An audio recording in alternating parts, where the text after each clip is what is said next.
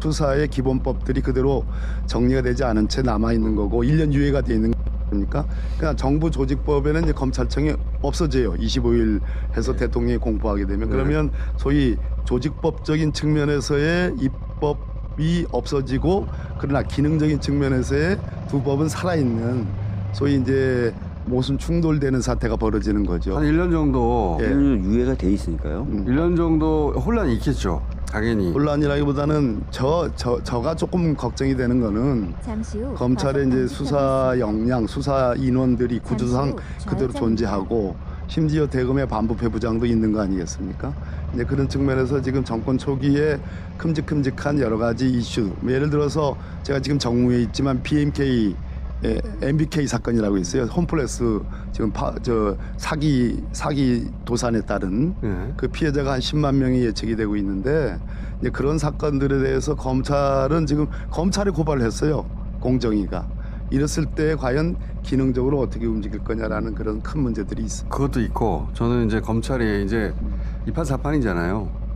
이판사판이어가지고 그 1년 동안 일부가 예를 들어 범정 같은 조직에서 가지고 있던 캐비넷을 열어서 이 정부가 더 진도가 못 나가게 하는 어떤 강력한 태클을 은밀히 걸지 않을까? 그런 현재 인적 구성으로는 제가 반부패 부장 얘기를 했습니다. 네. 그래서 현재 인적 구성으로는 그러기는 어려울 거고 그거보다는 1년 동안의 소위 유예 기간 동안에 국민에 잘 보이려고 하는 아까 제가 말씀드린 민생사범과 관련해서 조직적으로 지금 어떤 집약되어 있는 것들이 있고 거기에 지금 국가기관들이 공정위에서 고발 사건들 이런 것들과 관련해서 한 건 하고 싶은 그러한 욕구들이 있겠죠.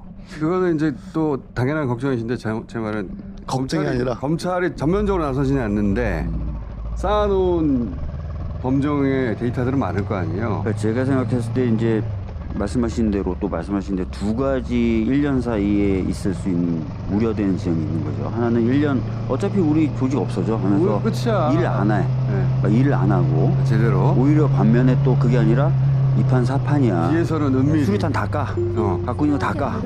뒤에서는 은밀히 몇몇하게 정해놓고 이렇게 할 수도 있을 것 같은데 저는 첫 번째 건 확실히 걱정이 좀 돼요. 왜냐면 지난 1차, 2차 검경수사권 조정 때도 검찰이 약간 고의적인 지연 뭐 이런 것들이 그거 봐라 우리를 건드리니까 이게 안 되지. 수사가 안 되잖아. 사건이 진행이 안 돼. 피해는 다 국민이 봐. 이런 모습들을 좀 연출했었던 제 경험으로 본 제 판단으로 본 그런 상황이 좀 있었다라고 생각이 되고 두 번째 부분은 현재 그러면 검찰 구성원들이 그런 어떤 생각을 많이 하고 있어야 되는데 적어도 제가 들은 바로는 야 이건 진짜 우리가 잘못해서 그래라고 생각을 하거나 또는 저 검찰 내부 일부 때문에 우리가 다 피해를 보네 라고 하는 약간 그런 분위기가 더 지배적이어서 약간 좌절의 분위기? 좌절 분위기 탓은 검찰 내부 일부 애들이 잘못한 거야 이런 맞지. 탓 요런 탓들이 좀 또 지배적인 분위기. 근데 그걸 또 견디지 못하고 아니야 반드시 역전할 거야. 난 그런 사람도 있긴 있을 거라고 봐요. 내부적이 없을 수는 없겠죠.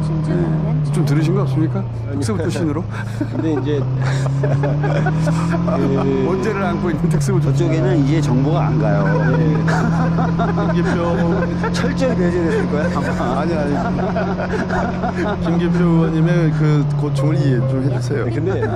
근데 이제 검찰 입장에서는 뭐 캐비넷을 이른바 오픈해서 어떻게 할 거다는 건 조금 저는 있기에는 어려울 것 같다. 왜냐하면 이미 9월 25일 날 만약에 이제 정부조직 통과되면 1년 후에 시행이 되는데 그 국회 인적 구성을 바꾸지 않는 한 그러니까 진짜 대통령까지 다 바꾸지 않는 그 법이 1년 후에 다시 바뀔 가능성은 없는 거거든요. 그러니까 아예 이제 아까 얘기했던 사보타지를 할 가능성이 좀 있다. 봐봐라 우리가 이렇게 안 하니까 이렇게 대형 사건들이 펑크하나. 이른바 뭐 검찰은 수사력에 수사도 문제가 안 있다. 되고 하잖아. 이럴 가능성이 더 높아 보인다. 이런 생각이 좀 들어요. 그래서 한 가지만 더 말씀드리면 실제로 저희 내부에서 거론되는 얘기인데 1년 동안 정부 초기에 여러 가지 사정의 필요성들이 있습니다.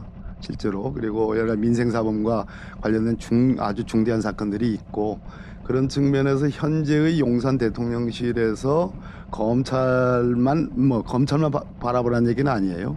경찰의 수사권이 있고 뭐 잘 하고 있는데 그런 측면에서 사정에 대한 기본적인 기준과 관점을 대통령실에서 정해줘야 된다. 예, 그런 점은 강조를 좀 굉장히 중요한 일입니다. 그럴 수밖에 없겠네요. 네. 예, 홈도레식이니까. 안 그러면 뭐 미국 이번 사태 좀 보십시오. 예, 저거는 철저하게 계획된 거잖아요. 그렇죠. 여러 기관들이. 그런데 대통령은 난 나중에 알았다. 그렇게 거짓말이지. 나와요. 거짓말인지 모르겠어요. 저는 거짓말을 저는 하고 책임 있는 사람이니까. 한 개인이 신고해가지고 그 정도 대규모 단속은 처음이라고 하는데 대규모 단속을 그것도 투자한 한국 기업이 했다는 거? 제가 들은 바로 맥락 전조가 있었고 그 전조 동안 미국 정부가 반응 안 한 부분은 있죠. 그러니까 일부러. 한 국가의 사정 수사 기능이라는 게 그렇게 돌아가야 된다는 얘기입니다. 우리는 저것을 저건 나쁜 짓이고 우리는 굉장한 우라통이 터지는데 한 국가의 수사 사정 기능을 볼 때 민생이란 측면에서는 우리 대통령께서도 전 그러리라고 생각합니다. 우리도 그렇게 가겠죠. 앞으로 1년 동안 그렇게 할 수밖에 없다. 자, 그럼 수사 보안권은 안 되고 보안 요구권, 보안 수사권 안 된다. 보안 수사 요구권만 가능하다라고 박범계. 아니 저는 보안 수사권을 해야 된다고 그랬죠. 그러니까 동일한 사실 범죄 네, 사실에 한해서 이미 라고 수사에 하셨죠. 박범계. 그때 그러니까 그 자리에 나서 저는 안 이 얘기 된다고 나오면 저 박주민 의원만 좋아서 하는 거예요. 저랑 우리 김경표 의원은 그런데 왜 그러냐? 그 크게 걱정할 필요가 좀 얘기해도 돼요? 아니 그냥 수사권이냐? 분명하니까 수사권이냐? 수사를 요구할 권리냐? 수사 요구하면 경찰이 안 들어요. 그러면 듣게끔 강제 조치를 취하면 그거는 수사 지휘예요. 그래서 도돌이표가 핑퐁이 될 가능성이 있으니까 그때 우리도 양보당 의원도 제가 얘기하는 것이 실효성이 있다 이제 이런 얘기를 했죠. 이거는 지금 현재의 합의된 안은 법안도 그렇고 어제 당정대가 발표한 것은 공소청 검사가 공소 제기 및 유지라고 했어요. 즉 공소 제기 여부가 아닙니다. 공소 제기를 해야 되는 거예요. 그리고 그걸 유지해야 되는 거예요. 그러니까 불기소 처분에 대한 규정은 어디도 없어요. 어제 당정대 합의에도 없어. 근데 검사가 경찰은 혐의 있다고 송치했는데 그걸 내가 불기소해버려 이러면 권한이 막강하잖아요. 그 걱정은 할 필요가 없다. 현재 설계대로는 그건 아니다. 다만 기소해서 경찰이 송치한 대로 기소해서 공소 유지할 때 그거는 요리하는 사람은 검사란 말이에요. 재판하는 사람은. 그 재판하는 검사가 스스로 만족하다고 생각할 정도의 임의 수사에 한해서 진서가 결정된 이후에 그거는 부작용이 그렇게 크지 않죠. 제한적으로. 자, 그러나 그러면 분명히 박주민 의원이 얘기할 것보다 제가 선명성이 없다. 그래서 자백하고 그럼에도 불구하고 뉴스공장에서 제 이론은 끝까지 주장한다. 김기표 의원과 그렇게 합의를 하고 따로 준비를 했군요. 사전 진술 세미나를 하고 왔습니다. 진술 세미나를 했어. 그게 아니고 이제 어떤 의견을 얘기했을 때 그것은 반개혁 세력의 얘기다 이렇게 해보면 토론이 안 돼요. 왜냐하면 정확히 얘기를 하고 이제 이런 겁니다. 수사의 효율성 문제와 우리 같은 편만 없고. 자, 그러면 아니 저는 잠깐만요. 수사의 효율성 문제와 검찰의 권력의 집중의 문제인데요. 그러니까 그거는 어떤 절대 진리는 없는 거니까 서로 토론을 계속 해봐야 되는 것인데 요사는 아직 확정이 안 된 거죠. 그렇죠. 그렇죠. 법안에. 맞습니다. 자, 그러면 박주민 보안 수사권을 가지게 되면 너무 오래 듣지 마세요. 빠른 얘기 이미 수도 없이 아니 공장장께서 이미 그런 생각을 갖고 있는데 뭐 그렇게 계속 물어요. 박주민 의원 그쪽에 생각을 우리가 많이 들어봤죠. 우측도 얘기를 다시 한번 들어봐요. 보안 수사권을 가지게 되면 사실 그 수사권을 가지고 어느 범위까지 수사할 거냐 말씀하신 대로 이제 동일한 범죄 사실 내에서 하라라고 제안을 둔다 하더라도 사실 이게 얼마든지 나눔되고 확장될 수 있어요. 과거에도 그래 왔고 그래서 저희가 수사 기소를 분리해야 된다고 얘기한 거고 검사들은 수사권을 가지면 안 된다고 얘기한 거예요. 저는 수사 요구권을 가지면 그 부분이 마치 수사 지휘처럼 작동할 것이다 이렇게 말씀하시는데 협업의 모델을 만들 수도 있는 거거든요. 물론 저희가 안 가본 길이긴 하지만 협조 협업의 모델로 할 수 있다. 본인이 얻어맞을 걸 알면서 얘기하는 겁니다. 네, 얼마나 착해요. 얻어맞는 걸 즐기시는 거 아니에요 지금? 그 정도는 본인이 하나만 우리 네. 박주민 의원님이 수사 요구권까지는 검사의 수사 요구권까지는 인정하셨어요. 네. 중요한 인물이시니까. 그러면 경찰이 지금 협업을 얘기했어요. 경찰이 수사 요구권을 검사에게 주는 것을 경찰 측에서 수용한다면 저도 전향하겠습니다. 전향.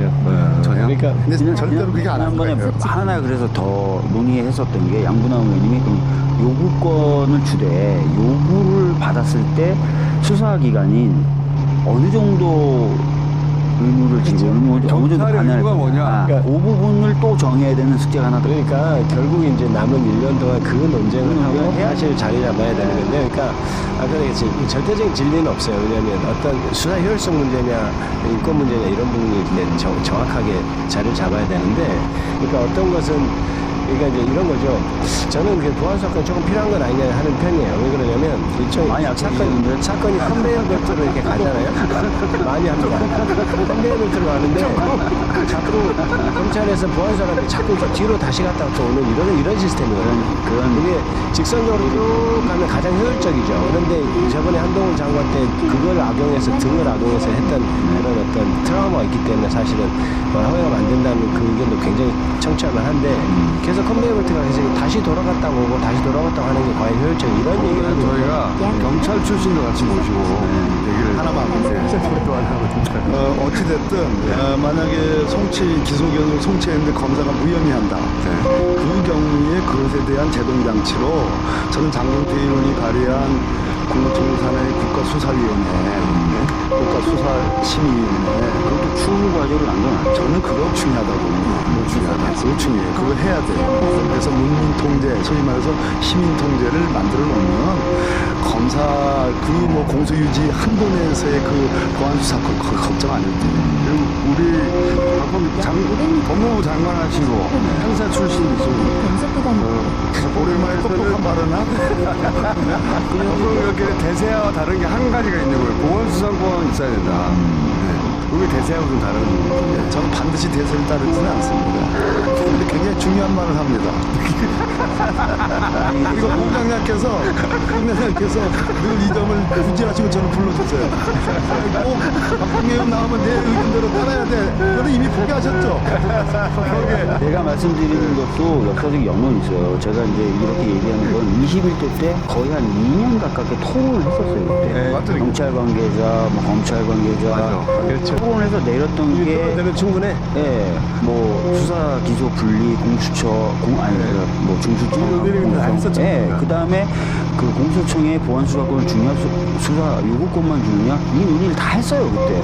그래서 지금 다 그때 얘기했던 논거를 말씀 안 드려서 그렇지 뭐 각국의 사례들 이런 다 결론이 분석을 나는 했고. 이유가 있다. 예, 자. 그러니까 반복하게 하지 마세요. 오늘 돌아가시고 또 나와서 꼭 반복해 주세요.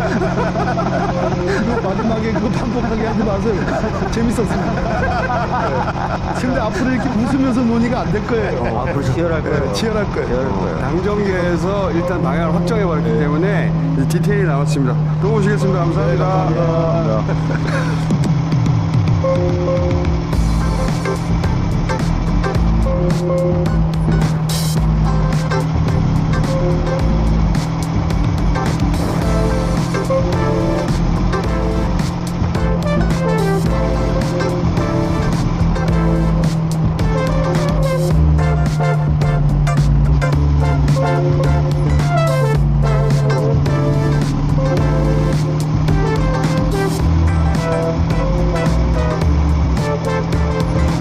자, F4 안녕하십니까.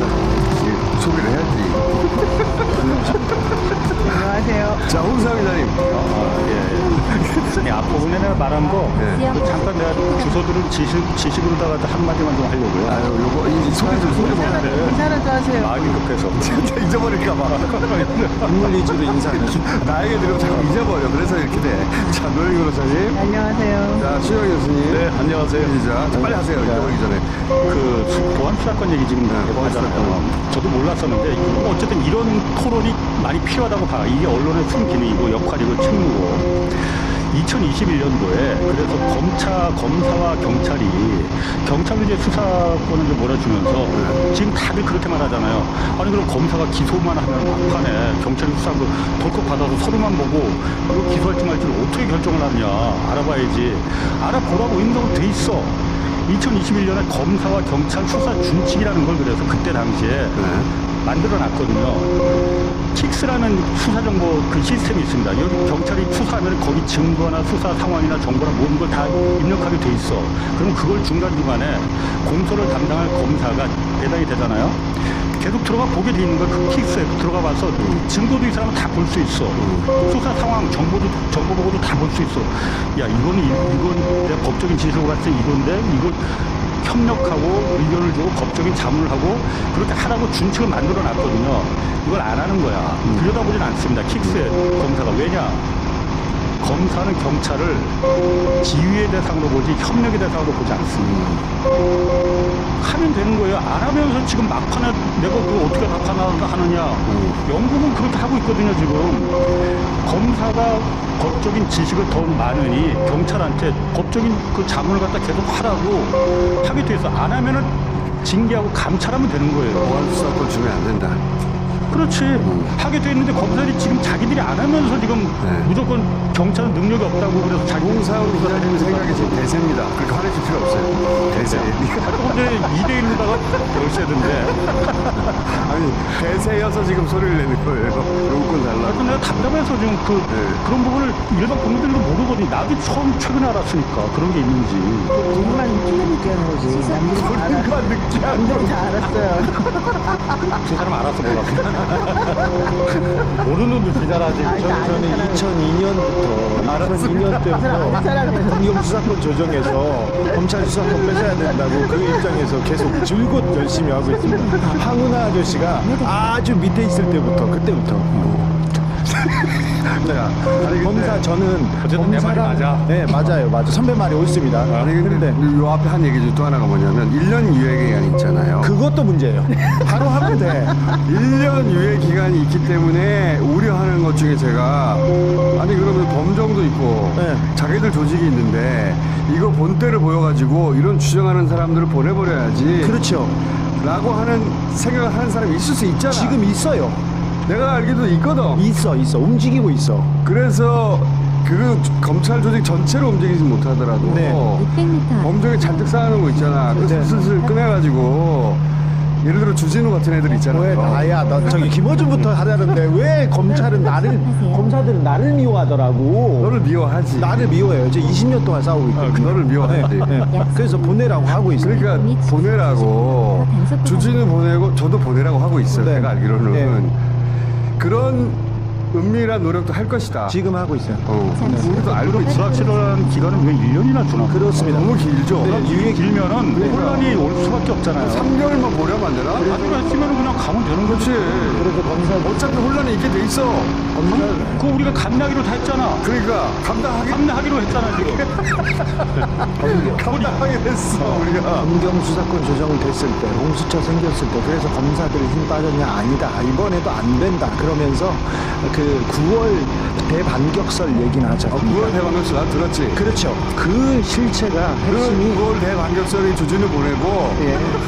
왜 나만 보내려고 해? 아니 저도 보내고 예. 있어. 네. 몇 명 보내려고 하는 자기들 작전이 있어요. 어디를 보낸다는 네? 거 어디를? 아니 휴가 보내려고 하지. 네. 휴가? 휴가 보낸다고. 근데 그대로 안 됩니다. 왜냐면 우리도 알고 있거든요. 예. 누가 하는지도 알고 있고. 네. 홍사훈 선배님 말씀 맞는 게 저도 이제 제가 고소당한 게 여러 건이 이제 이렇게 되다 보니까 킥스 이제 개인들이 접하는 킥스랑 아마 이제 수사관들이 접하는 건 다르겠죠. 이제 그렇죠. 이제 저희는 그냥 결과 위주로만 나와 있고 매일매일 보거든요. 그럼 사실은 이분들이 거기에 이제 기본적인 건 올려놓잖아요. 진행 경과는 그럼 자기들끼리 협의할 수 있거든요. 그걸 나중에 다 끝나고 나서 이건 틀렸으니까 다시 해. 검사는 숙제 검사만 하지 숙제를 같이 풀지 않는다는 거예요. 검사도 잘 안 해. 그러니까 그렇게 하면 안 된다니까. 그렇게 안 된다는 거지. 준칙에는 그렇게 네. 하면은 다만 처벌 규정을 안 넣어놨어. 처벌 규정 넣으면 됩니다. 중간중간에 보면은 검사는 그 킥스에서 증거나 수사 정보까지 다 볼 수 있게 권한을 부여해놨거든요. 검사의 다 봐라. 생각은 자기들이 그거 안 보면은 너 처벌 빵에 들어간 빵까지는 아니더라도 변호사 기업 못한다. 뭐 이런 경찰의 정도의 숙제 검사를 한다고 생각하지 경찰의 동료라고 자기 생각하지 않아요 검사는. 그러니까 네. 이미 그래서 그 킥스라는 걸 다 만들어놨는데 지들이 안 보면서 막판에 우리 뭐 어쩌라고. 정말 일년이 그거 너무 거짓말입니다. 거짓말이에요. 그거. 자, 너무 길어. 사건들이 있으면 이걸 가지고 죄를 만들지는 못하지만 너를 끝까지 괴롭힐 거야. 이게 검사의 하나. 두 번째는 뭐냐면 야 아무리 죄를 져도 검사들이 기소 안 하면 죄는 물을 수 없어. 그래서 검찰 수사관이 그래서 그렇게 지금 이번에 맞아요. 수사관들이 그걸 믿고 있는 거예요. 네. 자기를 기소하는 사람은 검사다. 네. 검사들이 기소 안 하는데 내가 빠져나갈 수 있다 이렇게 생각하는 거고. 그래서 유예기간 1년이 위험한 겁니다. 유예가 1년 나도 대단히 위험하다고 봐요. 네. 빨리 땡길 수 있으면 땡길 수 있으면 한 2, 3개월 하면 되는 거 아닌가? 네. 네. 유예기간 주지 말고 검사라는 명칭도 일단 뺏어야 돼. 이 얘기하면 또 검사들이 또 들고 일어나는데 자 중수청 기소청 있잖아요. 그러면 기소관 수사관 이렇게 바꾸고 공소관. 예. 맞아요. 그리고 검사라는 사자라는 명칭을 붙여주는 것도 이거는 안 됩니다. 아니 그거는 근데 헌법 사안이라며 대원자인데. 헌법 개정에. 그러니까 그냥 헌법에 이름은 검사라고 돼 있어. 부산한테 남겨주자고. 아니야. 그런 일말에 대원까지 가야 된다 그러면 이게 또 복잡해져. 자 그러면 검사들이 장난치는 것 좀 이제 해봐야지. 아 이것도 하는 거 위험한데 합시다. 또. 자 그러면은 네. 지금 그 청문회를 보고 나서 검사들 혹은 수사관들의 반응은 뭐예요? 나는 수사관들은 엄청 좀 격앙됐어요. 자괴감을 느꼈을 것 같아. 수사대 의관들이 좀 격앙됐지. 격앙됐지. 격앙돼가지고 이 결국은 검사들이 그 머리 좋은 검사들이 수사관한테 밀어놓은 거 아니에요? 그렇지. 더군다나 어린 수사관한테. 네. 그리고는 어떤 사람들은 어쩔 수 없다고 얘기하기도 해요.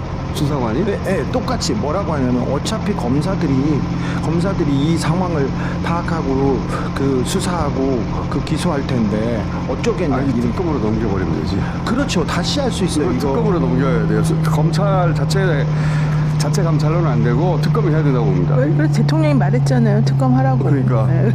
대통령이 그렇게 말한 이유가 있는 거예요. 네. 딱 보고 이거 안 되겠다. 당연하게 잘하신 건데 네. 그런 중요한 게 그 검찰 수사관들은 이 사건에서 약간 좀 발이 좀 떨어져 있긴 한데 검찰이 잘 돼야지 나도 우리 조직 우리 수사관들도 잘 되지 이 생각이 좀 있어요. 평상시에는 그랬을 것 같은데 아예 거의 90% 그랬는데 지금 이번에 나는 이거 정남이 떨어졌을 거라고 봐요. 중수청 얘기 나왔을 때 자기네들한테도 기회가 생겼다고. 네. 그렇지. 특히 이번 사건은 정남이가 떨어져서 나는 중수청 간다고 그럴 것 같아. 어떤 사람이 이 얘기를 했습니다. 검찰하고 검사하고 일반 수사관하고는요 그냥 계급 차이예요. 신분 차이여서 천정이 명확해요. 올라가도 국장 그러니까 국장이 끝이지. 국장이 끝이에요. 그 국장이라고 해봤자 검사의 밑이라고 이렇게 생각하는데 이번에 중수청이 되잖아요. 경찰이 되고 그 수사청 중수청이 가면은 어디까지 갈 수 있을지 기회가 있다고 이렇게 생각하는 사람 분명히 있어요. 그렇지. 요즘은 수사관들도 행시 출신도 많아요. 그리고 그러니까 뛰어난 사람들이 있어요. 뛰어난 사람들이 네. 있지. 네. 출발이 수사관인 이상 검사 위로 올라갈 수가 없잖아. 절대. 이게 라인이 딱 있어. 네, 천장인데 기회지 기회. 아니 근데 1년은 길어. 1년은 길어. 다시 그쪽으로 가? 그건 이미 끝났어. 그러니까 나 그 관본권 말이에요. 예전에도 관본권. 여기서 한번 그 얘기를 했지만은 물론 그래 검찰이 그 증거를 인멸한 거라고 지금 우리 청문회에서 보면서 다들 느꼈을 거잖아요. 짐작하고 있지 짐작. 보입니다. 네. 그렇게 앞뒤가 안 맞잖아. 그렇지, 안 맞지. 김기표 의원이 정확하게 질문했어. 그거 아주 정확하게 질문한 정확하게 거야. 질문했어요. 당신 근데 그렇게 말하면 당신이 한 게 되는 거야. 이 자, 말을. 검찰이 그럼 남부지검이 아니면 검찰 대검 차원에서든 어디서 지휘가 내려놨는지 모르겠지만 왜 그렇게까지 띠지 관봉을 다 없애면서까지 그렇게 무리한 걸 했느냐. 저는 그러니까 어제 또 명상토로 들어갔잖아. 그래서 명상 취재. 11시 21분에 딱 역시 내 예상이 맞았다. 명상 돌입 시간이야? 아니 그때 득도를 한 거지. 이거는 관봉 5천만 원이 출처가 이건 꼬리표가 달려 있는 그 관봉권이잖아요. 네. 그 바코드나 그 책임자 담당자가 다 있는 거잖아요. 그 사람들은 이 돈을 갖다 어디다 지급했는지를 정확하게 아는 거지. 당연히 정확히 기록해놨지. 안 그러면 이거 무슨 당나라 정부도 아니고 이 5천만 원이 어디 갔는지를 모른다면 말이 되나. 내가 만약 검사라면은 검찰 그때 건진법사 턴 수사관이 검사였다면은 가장 먼저 뭘 하고 싶었겠어요. 저걸 보면은 이 돈이 다 바코드랑도 찍혔는데 이거 한국은행에서 어디다 준 거지? 이게 제일 궁금했을 거 아니에요. 네. 당연히. 네. 당연히 그거 먼저 확인했을 거 아니에요. 검사면 본능적으로 그것도 궁금하죠. 그렇지. 네. 누가 줬지? 그런데 딱 보니까 이게 뭐 대통령실이나 국정원이나 검찰 뭐 특활비 쓰는데 여기잖아요. 거기 중에 하나면 국정원이라면 이건 정말 그렇게 인멸할 이유가 하나도 없는 거고, 대통령실이면은 약간 그때만의 1월이니까 탄핵은 그 가결이 됐지만 국회에서 가결이 됐지만은 약간 좀 아리까리해. 이걸 갖다가 이거 까도 괜찮을 것 같은가? 그런데 만약 저게 검찰 특활비였다. 지난번 그 얘기구나. 한 번 아니, 했잖아. 그걸 내가 어제 11시 21분에 내 말이 맞았다라고 득도했다니까. 나는 대통령실이 아니라 검찰이라고 생각한다. 그러니까. 검찰 특활비라고. 검찰 특활비다. 네. 왜냐면 저게 지난번에 그거 기각되지 않았나 우리끼리? 아니 나는 기각 안 했어. 4월 23일 날 저게 JTBC에서 처음 보도한 거잖아요. 아까 김기표 의원인가 한국일보라고 그랬는데 JTBC에서 처음 보도가 된 거거든요. 그때까지는 저 건진의 관봉권이라는 건 이 세상에 실체가 없었던 거예요. 네. 검찰은 그걸 원했던 거야. 관봉권이라는 거 건진법사 쌀독에서 발견되지 우리 않았다. 그래서 다 그걸 없앤 거잖아요. 근데 누군가가 검찰 내부에서 누군가가 저 사진이 사실 저는 압수수색 때 찍은 사진인지도 사실 의문스러워. 누군가 검찰 내부에서 핸드폰을 어쩌면은 조악하거든. 어쩌면은 딸꾹 사진도 없어. 야 저거 뜯어내라는 지시를 받자 누군가가 안 된다 이거 몰래 찍어놔야지 찍어놨어. 아니, 그러니까 누군가가 희한해. 그때까지 그렇게까지 상상은 못했겠지. 설마 저걸 없앨 거라고는 생각 안 했고, 야 희한하다 관보권이나 이런 거구나 하고 잠깐만 있어봐봐. 내가 요거 마저만 할 때. 그러니까 핸드폰을 찍어놓고 이게 희한한 거래 있다가 보니까는 얘네들이 이걸 4월 전에 언젠가 다 없애버렸어. 이걸 그 남부지검 누군가가 안 거지. 그러자 이건 1월 달에 알았고 실무정은 4월 달에 알았고 중간에 아무것도 안 하고 자기네끼리 고민했고 중간에 누군가가 이걸 뭉개려고 한다는 걸 갖다 남부지검 뭉갠 누군가가 검사든 수사관이든 인지하고 그때 찍은 사진. 왜냐면 저게 압수수색 때 찍은 사진이면 일단 기본적으로 쌀독에서 발견된 쌀독 사진부터 풀샷부터 있어야지. 근데 아무튼 없잖아요. 저거는 압수수색 때 발견된 사진이라고 검찰 쪽에선 얘기하고. 그래 검찰은 그렇게 얘기하는데 네. 검찰은 그렇게 진짜 그렇겠냐 이거지. 그거 의심해 봐야 되는 거예요. 비슷한 생각인데 첫 번째로 건진이 검사들에게 가장 이제 많은 영향력을 행사해왔고 인사에도 그때 직간접 인사, 관여한 거고. 건진 집을 그 법당을 압수수색할 때 이력사하고 그다음에 경력사항에 검사들의 경력사항이 수두둑 나왔어요. 자, 이력서 말고 신 교수 먼저 얘기 네네. 잠깐만. 저거는 그때 이제 김진성 씨가 이렇게 살해를 하려고 했을 때도 순식간에 뭐가 바뀌잖아요. 마찬가지로 그 얘기는 뭐냐면은 모르는 분들을 위해서 건진법사가 검사들의 영향력을 행사해가지고 기소할 거냐 말 거냐도 영향력을 행사했다 이 예, 말이잖아요. 많이 했죠. 예. 근데 이제 김진성 씨가 살해했을 때 실패했을 때도 금방 이렇게 논리가 바뀌듯이 저 때 바로 직후에 이렇게 인터뷰를 합니다. 한국은행 관계자 뭐 비슷하게 하면서 저거 추적하기가 어렵다. 다 써있지만 추적하기 어렵다라고 얘기를 하고 검찰 측에서도 비슷하게 얘기를 해요. 그래서 제가 조폐공사 그다음에 시중은행 그 4대 은행의 노조위원장님 등등에게 여쭤봤어요. 다 추적이 가능하다고 해요. 근데 바로 저걸 추적 불가라고 얘기를 해버려요. 뉴스에 아예 내버려요. KBS에서 만든 요 숫자들이 뭘 의미하는가 하는 거 있거든요. 그림 좀 띄워봐주세요. 그거 보면 다 추적이 돼. 예. 당연하지. 자리 부서도 있고 10개월 기여도 담당자 코드가 있죠. 담당자 코자. 저 담당자가 이 돈이 5천만 원 어디로 갔다는 건 당연히 장부에 기록해서 보고를 하지. 그거 없이 가면 우리 집에 이제 지가 갖고 가도 되는 거지. 그럼 네. 모른다면은. 그래서 처음부터 바로 이렇게 나오는 걸로 봐서는 반드시 필연적으로 검찰에서 이걸 숨길 필연성이 있었다. 누군가가 뜯었잖아요. 뜯었으니까 사라졌지. 뜯는 사람은 저게 당연히 보존해야 된다는 그런 속성의 증거인 걸 아는 사람인데도 뜯었잖아요. 수사관일 일은 없지. 수사관이 미쳤나? 동기가 없어요, 수사관은. 그러니까 저거는 가설을 세워보자면 건진이 뜯어라.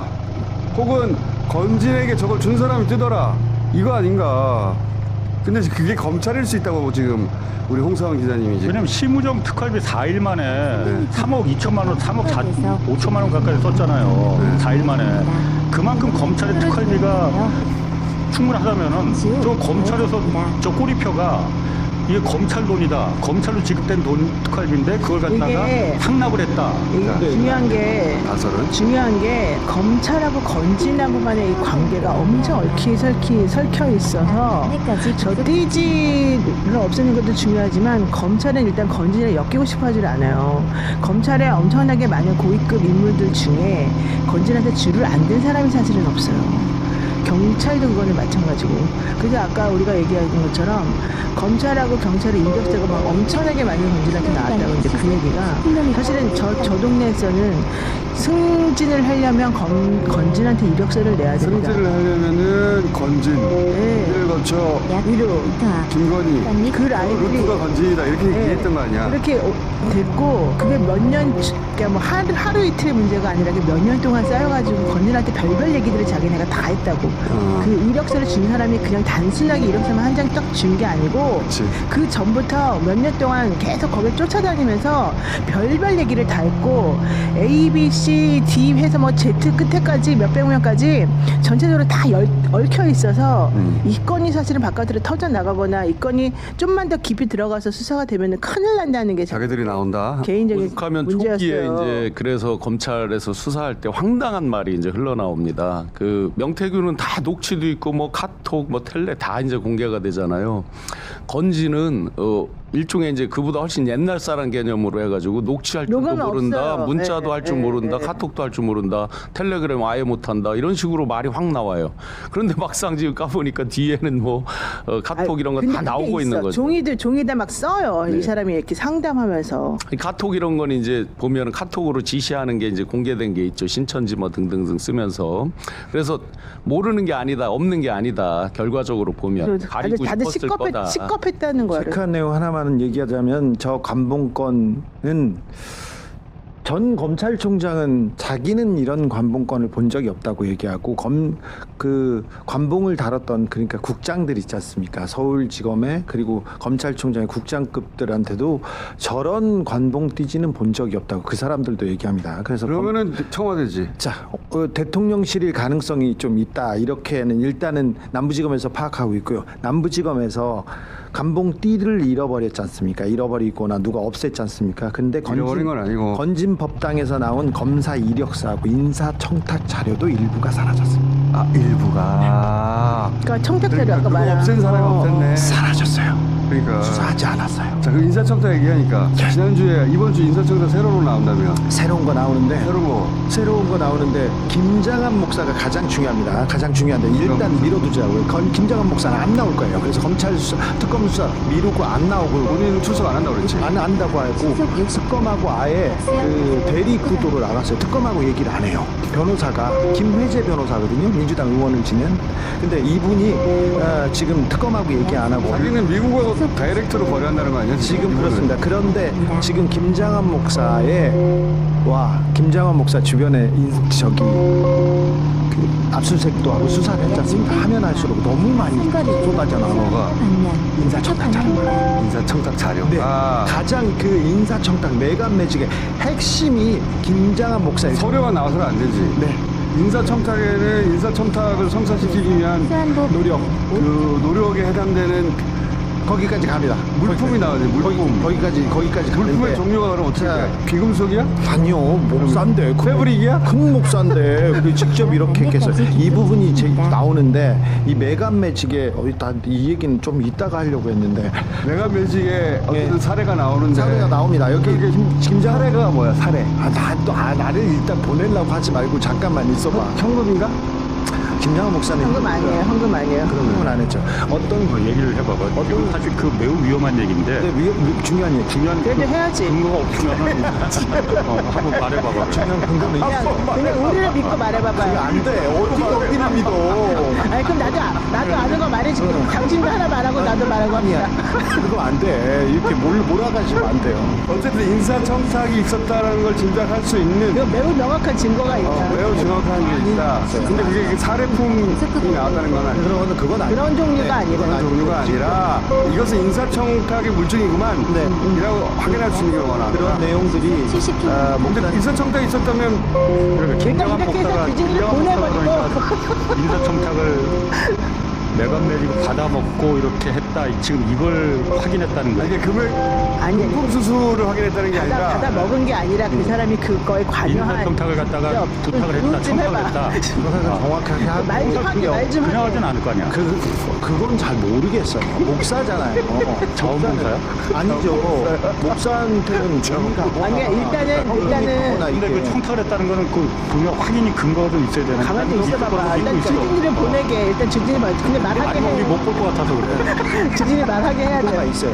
우리나라 검찰하고 그다음에 군인하고 그다음에 가장 높은 자리 있잖아요. 높은 자리에서 가장 많은 인사의 영향력을 행사하는 사람은 김장한 목사고 김장한이다. 특정 지어집니다. 그리고 직접 움직이고 볼것 같았어 그래. 돈이 아니라고요. 그거만 말해줄게요. 이분한테 돈을 주고 이게 돈이 아니라고. 이게 나와만진 않아요. 근데 김장한 목사는 그게 나와서 그런 건지 혹은 그 미국의 복음주의를 믿어서 그런 건지 전략을 아예 안 나간다. 그렇죠. 이제 싸우는 걸로. 아, 나가면 왜냐면 큰일 나. 강제로 체포하면 또 미국 쪽에서 그 자기를 도와줄 거라고 생각하는 것 같아. 첫 번째는 처음에는 김장한 목사 쪽에서도 얘기를 하다가 이거는 뭐 언론 탄압이다, 종교에 대한 이게 핍박이다 얘기를 하다가 그 다음부터는 바뀌었어요. 그래서 조용히 내용을 하지 않는다는. 조용히 이제 가서 얘기하고 도와주겠다고 얘기하다 지금 다시 바뀌었어. 근데 김장환 목사가 소환에 불응을 한 번을 지금 한다고 해도 두 번째 안 하면은 그 다음에 그럼 이게 최혜병 특검이잖아요. 내란 특검이나 김건희 특검이 아니잖아. 최혜병 특검은 지금 약간 좀 결기가 좀 다르잖아. 네. 저는 그 부분을 좀 믿고 있고 그런데 네. 그러면 안 한다고 하면 계속 그냥 그래 안 할 거야 그럼 뭐 그럼 서면 조사하지 뭐 우리가 가서 조사하지 뭐 이렇게 하겠느냐. 그래서 김장한 목사가 지금 대외적으로 우리 그 대외적으로 로비를 근데 아직 본격적으로 신분이 시작한 것 저거 피의자로 전환이 참고인이죠. 참고인이라서 사실은 그게 좀 어려운 면이 있지 않을까. 자, 특검에서 수사하지 않더라도 특검에서 기소하지 않더라도 수사 내용이 이미 기소할 만큼 거의 다 돼 있어요. 그러면은 남겨놓습니다. 남겨놔서 다른 곳으로 보내는데 김장한 목사 것은 두고 이 특검의 아주 가장 큰 성과로 남을 겁니다. 그러면은 네. 그 김상민 그 전 검사가 예. 우리 김건희 씨가 그 챙겨준 네. 그 양반이 그림을 사서 줬다는 거잖아. 1억 2천입니다. 1억 4천. 아니야, 2천이요. 아 근데 왜 4천으로 그거 잘못 어쨌든 우리 이 방송을 들으면 기자들이 근데 취재를 안 하고 그 1억 4천, 1억 2천 2천. 어쨌든 그걸 현금으로 샀으면 예. 검사 월급으로 현금을 1억을 쌓아뒀을 리는 없잖아. 그럴 리는 없죠. 그럴 리는 없죠. 이 돈이 어디서 나왔다는 거야? 그래서 이제 존버킴 그 코인왕 존버킴 의심하는 거죠. 김 JS의 지인인 박 JS의 지인인 김 HW가 조사를 받았어요. 근데 이들이 2023년도 1월 달인데 이 검사들은 지금 특검에서는 예. 존버킴이 현금 출처다 이렇게 의심하고 있는 거야? 의심을 하니까 그 지인을 아마 했겠죠. 그 차 빌려주고 할 때 그 활동을 했던 이제 금융인인데 이 사람은 그 사람을 일단 조사를 했어요. 김 HW 등등이 저 존버킴이 2023년도 12월 18일 날 밀항을 시도하다 실패를 하거든요. 근데 이게 1월 달인데 1월 달이 어떤 시점이냐면 포도코인을 통해서 돈을 왕창 땡겨먹고 어떤 아직 이렇게 걸려서 뭐 죽을 정도가 되는 그때가 아니에요. 그러니까 돈을 좀 쓸 수 있는 때예요. 걸려서 뭐 저기를 해도 어느 정도 하고 쓸 수 있는 때고 건진의 그 퀸비코인 이런 거랑 맞물려서 같이 이렇게 많이 벌을 때예요. 그래서 만약에 현금을 했다면 둘 중에 하나다. 김상민 그 검사한테 조사받은 큰 그룹이 두 개가 있어요. 그 그룹이 거론되기도 하고 일각에서 그리고 그게 아니라면 여기 저 존버킴 쪽에 현금 아니겠냐라고 이제 이렇게 조폭이야, 양아치야. 이건 뭐 자기가 수사한 데서 막 뜯어가지고 이렇게. 근데 오늘 그 한겨레에서 그 이후한 그 점으로부터 그 그림이 또 가짜라고 또 감정이 됐다잖아요. 처음에는 가짜로 감정됐는데 나중에는 또 다른 데서는 진품으로 제가 처음 방송할 때 그 얘기 했었잖아요. 근데 지난주 금요일 감정협회에서 그걸 감정했는데 최종적으로 이게 가짜다라고 감정평가를 그런데 진품이든 가품이든 상관이 없는 게 감정서가 있었고 그리고 자기네들은 진품으로 거래했어. 그 임 사장도 그렇고 강 씨도 그렇고 그러니까 최종적으로 가품이라 하더라도 네. 진품으로 자기들은 알아서 거래를 했고 그걸 받았다는 거잖아. 네네. 그래서 내가 말하는 건 뭐냐면은 그게 그러니까 나도 그러니까 감정 평가 거기서 뭐 말한 가짜라고 한 근거가 네. 그럴듯하다고 봐요. 왜냐하면 처음에 타이완에서 할 때 몇백만 원부터 시작했다는 게 말이 안 되지 않느냐. 그때 감정서가 없었어요. 아니니까. 그러니까. 그래서 이제 감정 가짜라고 하는 거거든. 그런데 김건희가 그 말을 했잖아요. 딱 봐도 딱 가짜. 봐도 가짜라는 거는 그건 말도 안 돼. 김건희 아니 그러니까 네. 말이 안 되는 게 나 지금 그 와서 보면은 야 김건희는 그럼 저걸 감정을 한 거 아니야? 그래서 가짜라는 걸 알았던 거 아니야? 이 생각이 들던데. 그건 아닌 것 같고 네. 딱 보면 가짜인지 어떻게 알아요? 아니 그러니까 감정을 해봤다는 거지 그러니까. 근데 가짜 만약에 가짜면은 자기 집에 있는 것을 그 오빠한테 옮기고 오빠가 장모집으로 옮길 리가 없죠. 가짜인데 가짜면 아무런 가치가 없는 거예요. 그냥 딱 봐도 가짜라는 게 거짓말인 게 거짓말이지. 이유한 선생 작품은 진품을 갖다 놓고 봐도 가품인지 진품인지 몰라요. 모르니까 저런 얘기가 앞에다 나오지. 놓고 이렇게 얘기도 그런데 저렇게 딱 얘기하는 거는 알고 있는 거지. 알고 있는 그러니까 가짜라면 저렇게 옮길 리가 없다니까. 그렇죠. 나는 여기서 이제 접을게. 약간 좀 딸리는 것 같아. 일단 가품이든 진품이든 상관이 없고 하여튼 가품이든 진품이든 진품으로 알고 1억을 지불한 거잖아. 그렇죠. 1억 2천이에요. 1억 내가 2천인데 디스카운트 받아서 1억 2천이라고 그러잖아요. 그리고 중개업 검사 디스카운트. 1억 4천인데. 중개업자한테 그 중개업자 한 여성한테 1,000만 원 그리고 친구 강땡땡 씨한테 1,000만 원 주고 아 1억 4천을 검사 할인으로 1억 2천이 된 거야? 자 그래서 올라갔다가 얼마인지는 모르나 1억 2천 주고 샀어요. 김상민 쪽에서 깎아줬대? 네. 그래서 김상민 검사 쪽에서 디스카운트가 있어 세상에? 아니 그렇지 않으면 이름을 댈 이유가 없잖아요. 이름을 그거 받느라고 들킨 거 아니야? 그렇죠. 2천만 원 때문에 걸린 네, 거야. 그러니까. 굳이 현찰을 주고 그림을 받아가는 건데 그것도 그냥 차에서 거래를 해요. 잘 아는 사람들이니까 집 앞에서 이렇게 거래를 그걸 진짜로 가짜로 생각했으면 김건희 씨가 버렸어. 가짜면 완전히 지금 옮겨가지고 그렇죠, 오빠의 장모집에다가 모셔놓을 리가 없잖아. 그렇죠. 접었다니까. 마지막으로 모셔놓은 거 관련해서 이제 제보자분께서 그 압수수색한 데를 다시 해봐라라고 하면서 그 말씀 주신 게 이제 역삼동 건진의 그 법당 불상 그게 불상이 겉에 무겁게 보이는데 무겁지 않은 속이 가운데가 가벼운 거라고 가운데 하고 머리 돌리면 나오는 거야? 예, 또 하나가 이제 압수수색할 때 충주 일광사를 압수수색했는데 보통 이제 압수수색에 불상과 불탑 이런 거는 안 한다는 거죠. 그래서 그 불상과 불탑을 다시 압수수색을 해봐라라고 제보를 주세요. 배꼽을 누르면 지금 열린다고. 그 안에 뭐가 있어요? 아니, 그러니까 뭐 예를 들어 목걸이 이런 거 부피가 크진 않으니까 액이나 이런 건 크지 않으니까 이제 할 수도 있다 이러면서 엑스레이 한번 찍어보면 되겠네요.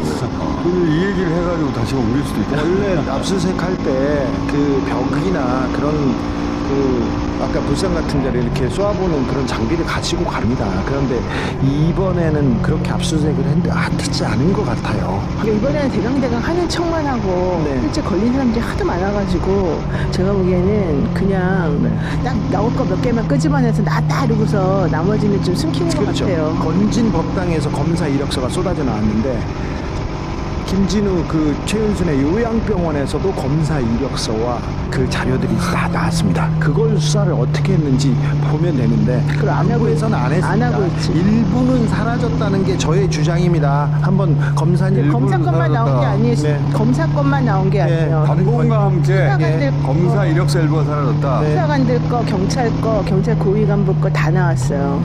그런데 검사계 일부가 사라졌다. 네. 그 일부 검사하고 연루된 거네. 그럼. 그렇습니다. 그 사람들이 마지막까지 윤석열 편에서 그리고 검사 편에서 국민들한테 저항할 겁니다. 특별히 최병 특검에서 공수처 압수수색하고 검사들 특정해서 수사하지 않습니까? 근데 그 검사들이 파견돼 왔어요. 아니면 공수처에 이제 취직을 했지 않습니까? 그 검사들이 송창진 검사를 비롯해서 김땡땡 검사, 박석일 검사 그 사람들이 모여가지고 뭘 했냐면은 공수처에 파견돼가지고 셀프 배당합니다. 그리고는 수사를 지연하고 방해한 내용들이 하나씩 둘씩 다 드러나고. 공수처 내에서도 네. 공수처 내에서도 저 수사 이상하다고 했던 수사들이 있었죠. 공수처 밀정들이 그때 다 있었죠. 그렇다고 의심되는 사람들이 있었죠. 자, 그래서 고발 사주권이랑 그 다음에 김진성 정치 테러 이런 건 있지 않습니까? 그 사람들이 뭉개고 오히려 덮으러 간 나간 거예요. 검찰에서 파견 나간 거예요. 잘 됐네. 이참에 싹 걷어가. 그렇죠. 이번에 최혜병 특검에서 수사를 잘하고 있는데 이 부분까지 검사들이 그러니까 공수처 검사들이 수사를 어떻게 방해했는지 이 부분이 핵심이 돼야 된다. 검사들이 왜 수사를 안 했는지 검사들이 검사 내용은 봐줬고 아까 김상민 검사 건을 창원지검에서 서울고검에서 제가 알고 있었다고 계속 얘기했잖아요. 알고 있었는데 수사를 하나도 안 했어. 그런데 지금 이제 특검에서 이제서야 갑니다. 검사들만 이력하고 이런 게 관리된 게 아니라 좀 전에 이제 경찰 말씀 주셨는데 4년 전쯤에 당시 현직 경무관이 이제 미모의 여성을 이제 데리고 왔고 그 당시에 이제 바로 퇴역했던 치안 정감 분을 모시는 자리, 골프 자리에서 같이 이제 동석했던 사람 기자입니다. 그래서 같이 쳤는데 그때는 그게 누군지 몰랐다. 근데 알고 보니까 김건희였다라고 얘기를 했습니다. 그러니까 경찰도 체계적으로 꽤나 관리를 한 빌드업이 좀 이상하다. 네. 하여튼 검경에 대해서 많이 이 양쪽으로 관리를 계속 해왔던 것 같습니다. 그 패밀리. 아니 김건희 씨가 이렇게 되게 바빴어. 난 수면이 그렇게 수면 시간이 부족했던 게 이해가 가. 그 많은 서류들을 보려면 좀 고생이 많았네. 그 전관 문제 있잖아요. 네. 그러니까 제 이메일로 다 많은 분들이 그러니까 여러 가지 의견 같은 걸 이제 많이 보내줘요. 근데 그중에 상당수는 이제 좀 허황된 얘기고, 근데 딱 이 이메일은 꽂혔어.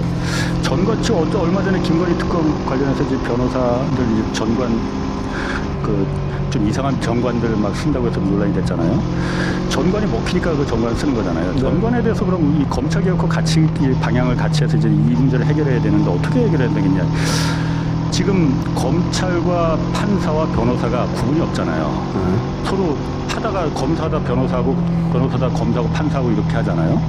이러다 보니까 전관이 될 수가 있는 거잖아요. 아예 검사와 판사, 변호사가 칸막이를 엄격하게 적용하면 어떻겠느냐. 왜요? 전관 문제를 해결하지 못하고 검사로 임용되면은 평생을 그냥 검사로만 하다가 퇴직하고 그 다음에 뭐 다른 일자리 변호사 말고 다른 일자리를 하고 이렇게 하면은 전관 문제는 해결. 물론 다른 부작용이 어떤 문제가 생길지는 내가 구체적으로 생각은 안 해봤는데. 그 주제는 따로 한번 다뤄봐요 그러면. 아니 근데 내가 한번 던져본 거야. 이거는 메일이 왔는데 그렇다다 해갖고 고위급 검판사들은 더 이상 변호사로 활동하지 못하게 해라. 퇴직한 이후에. 그러니까 일정 기간. 네, 그 얘기는 좋아요. 그러면 내 일자리가 열려요 이런 말씀이고 지금 보니까. 그러니까 그런 뭐 농담이 아니고 해봤지, 이거는 그거를. 한번 우리 사회가 생각해볼 만한 문제 아닌가? 그리고 정관 문제는 따로 한번 얘기해봐. 네, 좋아. 자, 그리고 내일 그럼 저걸 좀 알아봐. 이게 끝이에요. 나 오늘 할 얘기 하는 거야. 뭐 했는데? 아니 워낙 다 내가 할 말이었는데 나 말을 못해. KH 넘어가. 부회장 건 있잖아요. 네. 그 부회장이 엄청 충격적인 발언을 했잖아. 피해 나와서 권성동 의원이 돈 받고 권박사. 네, 그러면서 그 이재명 들어올 때 KH 회장한테 이재명 얘기해주면 니네들 봐줄게 이런 식의 그 딜을 했다고 주장을 했단 말이에요, 부회장이. 근데 지금 KH에서는 그 사람 우리 부회장 아니요 라는 입장을 냈어. 그 부회장이었잖아요. 옛날에 맞아요. 부회장이었던 건 맞아요. 부회장을 사칭하고 있다고 지금 주장하고 있죠, KH에서. 그게 이제 공식 부회장은 네. 아니라고 자기네 입장에서는 그냥 이름만 대고서 곤란해서 지금 가지고 부인하는 거예요? 했다. 그런 식으로. 등기사의 등기는 아니었다. 부회장 이런 게 아니었기 때문에 이제 그렇게 주장을 할 뿐. 실제 실물을 보는 부회장은 맞았고 그게 등기로 올라가서 그렇게 막 부회장은 하는 그런 부회장은 아니다. 아니었고. 근데 그렇게까지 입장을 냈다는 것은 KH 회장하고 관계가 있죠. 관계가 있다고 본인은 주장했는데 KH 회장이 아니다라고 말하라고 회사에 시킨 거 아닌가? 이렇게 되면? 지금 KH 어떻게 된 배상윤 회장은 이제 들어와서 자기는 이 배상윤 회장은 좀 상대적으로 입장이 자유로운 편이에요. 왜냐하면 아예 처음부터 도망갔기 때문에 뭘 진술한 게 거의 없거든요. 처음부터 새로 세팅하면 되지. 예, 지금부터 이제 하는 게 이제 이 사람의 어떤 증언 진술이 되는 거잖아요. 그러니까 상대적으로 부담이 없고 김성태 회장과의 어떤 그런 관계가 있어요. 이들이 옛날부터 뿌리가 쌍방울 이전부터 나노스 이런 그러니까 것도 지금 그 얘기를 다 할 같이 필요 없고 있었어요. 내일 이거 정리 한번 하자고요. 네. 이게 사람들이 뉴스가 이해가 잘 안 가거든요. KH 부회장이라고 했는데 큰 건이구나 했는데 KH에서 이 사람 우리 부회장 아니오라고 하고 회장은 8월 달에 들어온다더니 지금 소식이 없고 어떻게 돌아가는지 이거 정리 한번 해주세요. 네. 그 일설에서 알려진 거는 이제 그 캄보디아 있고 싶어서 있는 게 아니다라는 거잖아요. 들어오고 싶다고 계속 지금 아니 그러니까 붙잡혀 있다는 거잖아요. 뭐 어떤 건으로. 그러니까 그 얘기를 내일 당국에 붙잡힌 게 아니라 일종의 억류처럼 돼 있다. 홍사영 기자님 약간 지금 집중력 상실했거든요. KH 잘 모르니까 내일 줄게. 아니 나와가지고 질문을 해주세요. 이분은 내일 못 나와요. 왜요? 저질 체력이라서 월수만 나오고. 홍창진 검사 얘기는 해야 됩니다. 자 내일 내일 뵙겠습니다. 감사합니다. 그거 중요하죠.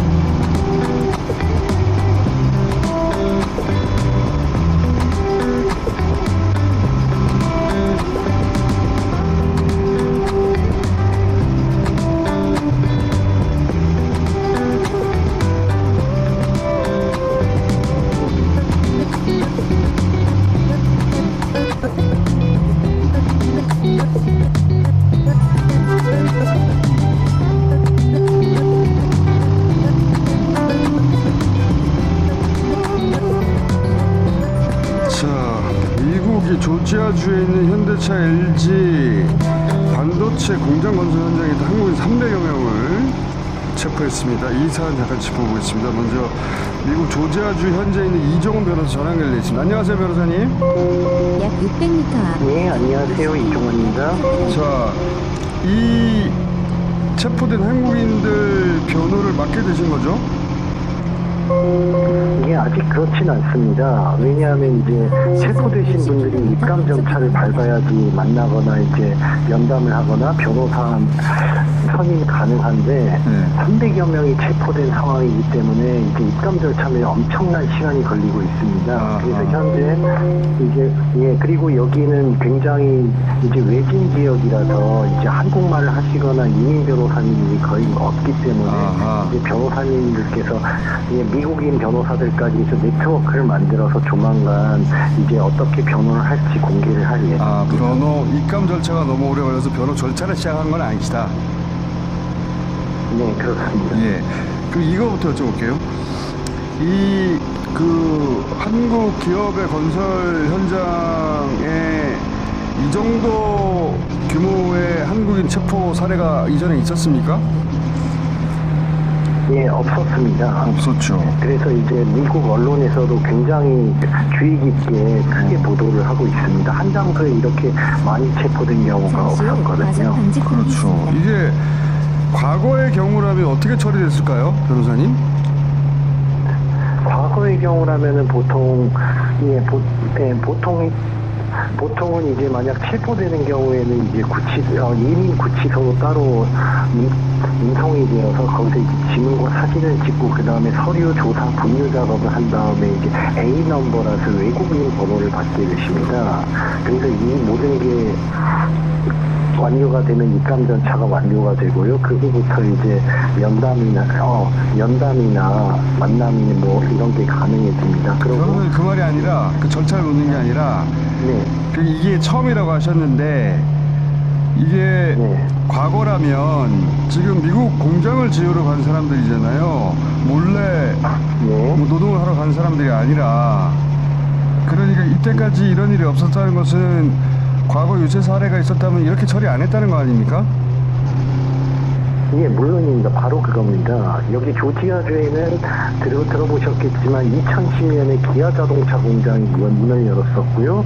2005년 현대자동차 공장도 문을 열었습니다. 그때는 이런 일이 없었습니다. 대부분의 한국 분들이 단지 상용비자 등으로 와서 업무를 보고 가셨고 이런 거에 대해서 문제를 삼은 적이 한 번도 없었습니다. 그래서 이런 단지 상용비자를 마치 이제 불법 체류, 불법 취업인 것처럼 만든 것, 뭐 이제 보도를 하고 체포를 한 것은 너무 과잉 단속이고 이렇게 미국에 대해 투자를 한 나라나 기업에 대한 옳은 태도가 아니라고 봅니다.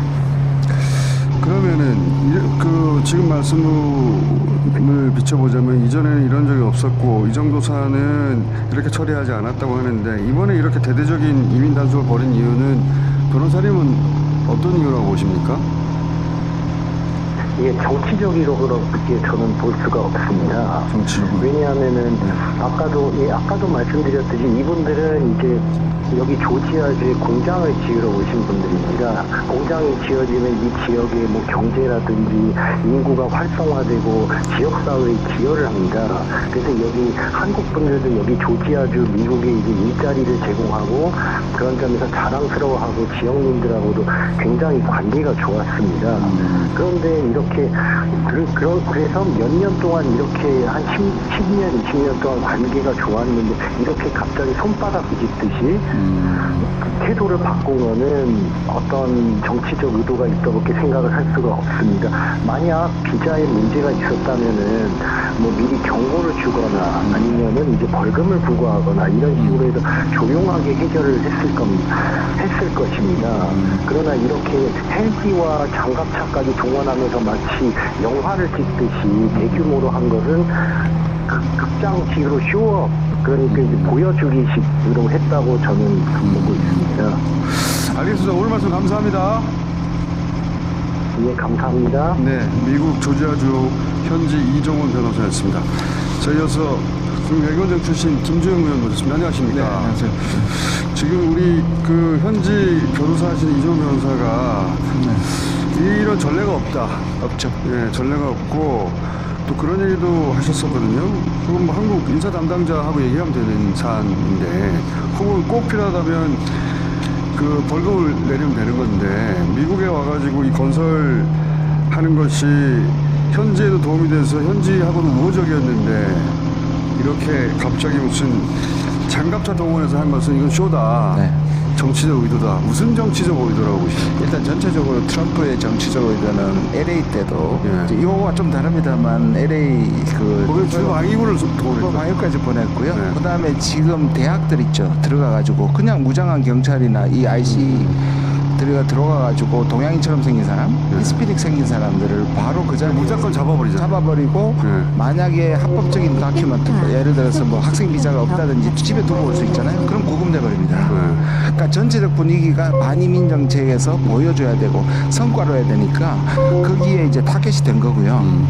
더 기가 막힌 것은 이게 지금 우리가 저기 지금 허허벌판에다가 우리가 저기 바이든 때 전 세계에서 4년 동안 받은 그때 환율로 200조였는데 한국이 133조고요. 투자 유치한 거잖아요. 그렇죠. 그쪽 입장에서는 우리는 공장을 지으러 간 거 아닙니까? 그러니까 133조인데다가 저 조지아는 두 사람이 국빈 방문 때 워싱턴 선언할 때 그렇게 자랑하던 곳, 상징적인 곳이에요.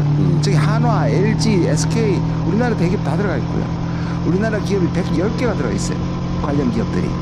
저게 흉악검도처럼 지금 쇠사슬을 발에다도 묶고 그러니까요. 손에 타이하고 케이블 타이하고 아니 장갑차하고 저 영상 봤는데 헬기 타고 팍 군사작전하시 들어가가지고 사람들을 쇠사슬을 묶잖아요. 네, 이거 엄청나게 모욕적인 거죠.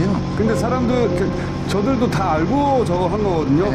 뭘 알았냐면은 아니 그 한국에서 공장 지으려고 온 기술자들이에요. 800m 무슨 불법 노동자들이 아니라 다 알면서 그리고 비자 쿼터가 모자라가지고 이 방법밖에 안 되는데 공기를 맞추려면 그 설명을 할 텐데요. 그 전에 처음에 삼성이나 이런 데서 투자하라고 했을 때 가장 문제가 두 가지 딜레마여서 하나는 사람을 여기서 많이 보내면 비용이 많이 들잖아요. 그 사람들의 거기에 체재비라든 것들 그리고 비자 문제가 있잖아요. 그 다음에 거기서 이러면 대신에 현지 고용을 많이 하면 이게 다 새 나가요. 우리 기술 유출뿐만 아니라 지금 미국에서 요구하는 거는 그거 다 하라는 거 아니에요. 그러니까 단순 노동자는 거기서 공급하고 여기서 대규모로 보내는 걸로 돈이 많이 들어도 그렇게 결정이 된 거예요. 근데 지금 이런 것처럼 미국은 지금 두 가지 비자를 쓴다는 거냐. 하나는 에스타라 그래가지고 우리 갈 때 컴퓨터로 하는 전자. 관광비자죠. 이건 관광, 완전히 관광이에요. 이거는 절대로 일하면 안 되는 거고. 그다음 그 사이에 있는 게 뭐냐면 그 B1이라는 게 있어요. 제가 예를 들어 학술회의를 간다든지 가서 자문을 한다든지 그거는 할 수 있습니다. 가서. 근데 대부분 B1이나 에스타를 갖고 있었던 것 같고요. 진짜 필요한 건 H비자인데 이 H비자가 1년에 쿼터가 있어요. 그렇다면서요? 예. 특히 여기 해당되는 기술자 엔지니어는 8만 5 H1인데요. 8만 5천 개밖에 안 주고 이게 벌써 다 잠시 후 초기에 다 동남내로. 미국 전체로. 예, 미국 전체예요. 출구입니다. 그럼 이걸 어떻게 써야 되냐? 오늘 지금 외통위에서 국민의힘이 정상회담에서 뒤통수 맞았다고 할 텐데 완전히 날조고요. 이거 제가 윤석열 정부 때부터 그때 우리가 요구하는 게 하나도 없다 지금. 이거라도 느려야 된다. 이거라도 느리고 특별 쿼터를 받아야 되고, 근데 그거는 몰랐다가 아니고요. 이거는 미국에서 투자하는 사람들의 수건 사업이었습니다. 심지어요, 이거 김태호 의원 있잖아요, 국민의힘. 그분이 조사한 바에 의하면 한국이 미국의 로비 업체를 정식으로 고용해서 비자 쿼터를 받아내려고 하고 수백만 불을 쓴 거예요. 그러면 투자할 때 이걸 정상회담에서 왜 안 받아냅니까? 이걸 요구했어야지. 이제 그거는 이 사태의 촉발 원인 중에 하나인 게 근거가 된 그 비자 쿼터가 적다, 그 문제를 짚으신 거고. 근데 미국도 그런 문제를 사실 다 알고 있잖아요. 그렇죠. 공기를 맞추려면은 그 사람 기술자들이 와야 되는데 쿼터가 적어서 그런 것이고, 그 쿼터는 제한돼 있으니까 이거는 단기간에 해결할 수가 없어. 다 알고 있는데도 불구하고 이렇게 때렸잖아요. 네.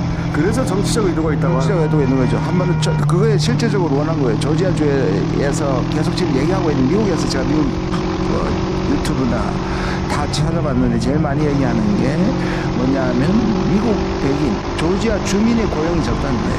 그러니까 뭐 제가 처음에 말했던 것처럼 지금 저는 이게 그 미국인들로 바꾸려는 거예요.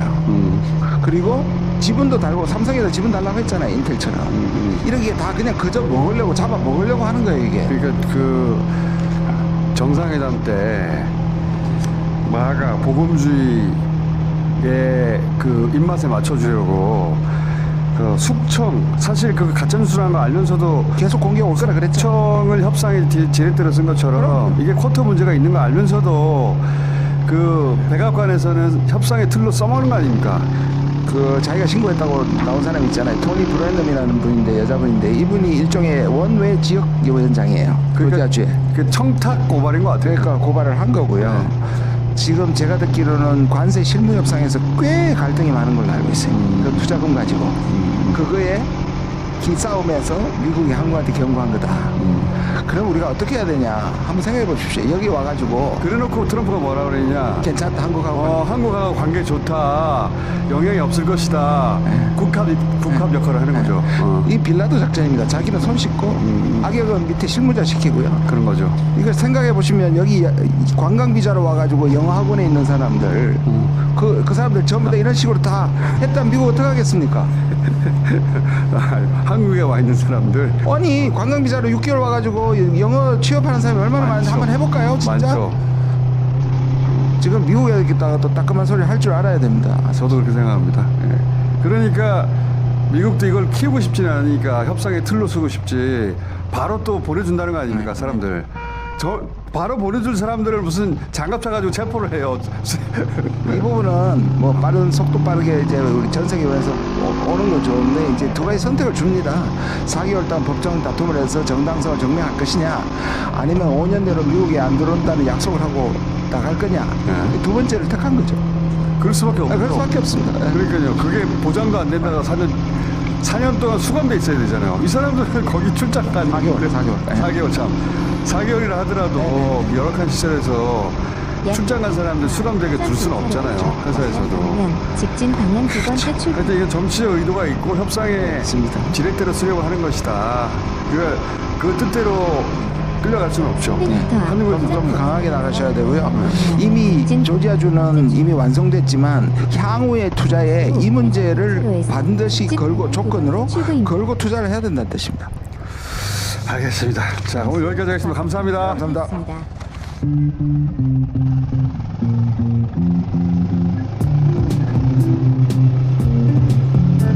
안내까지.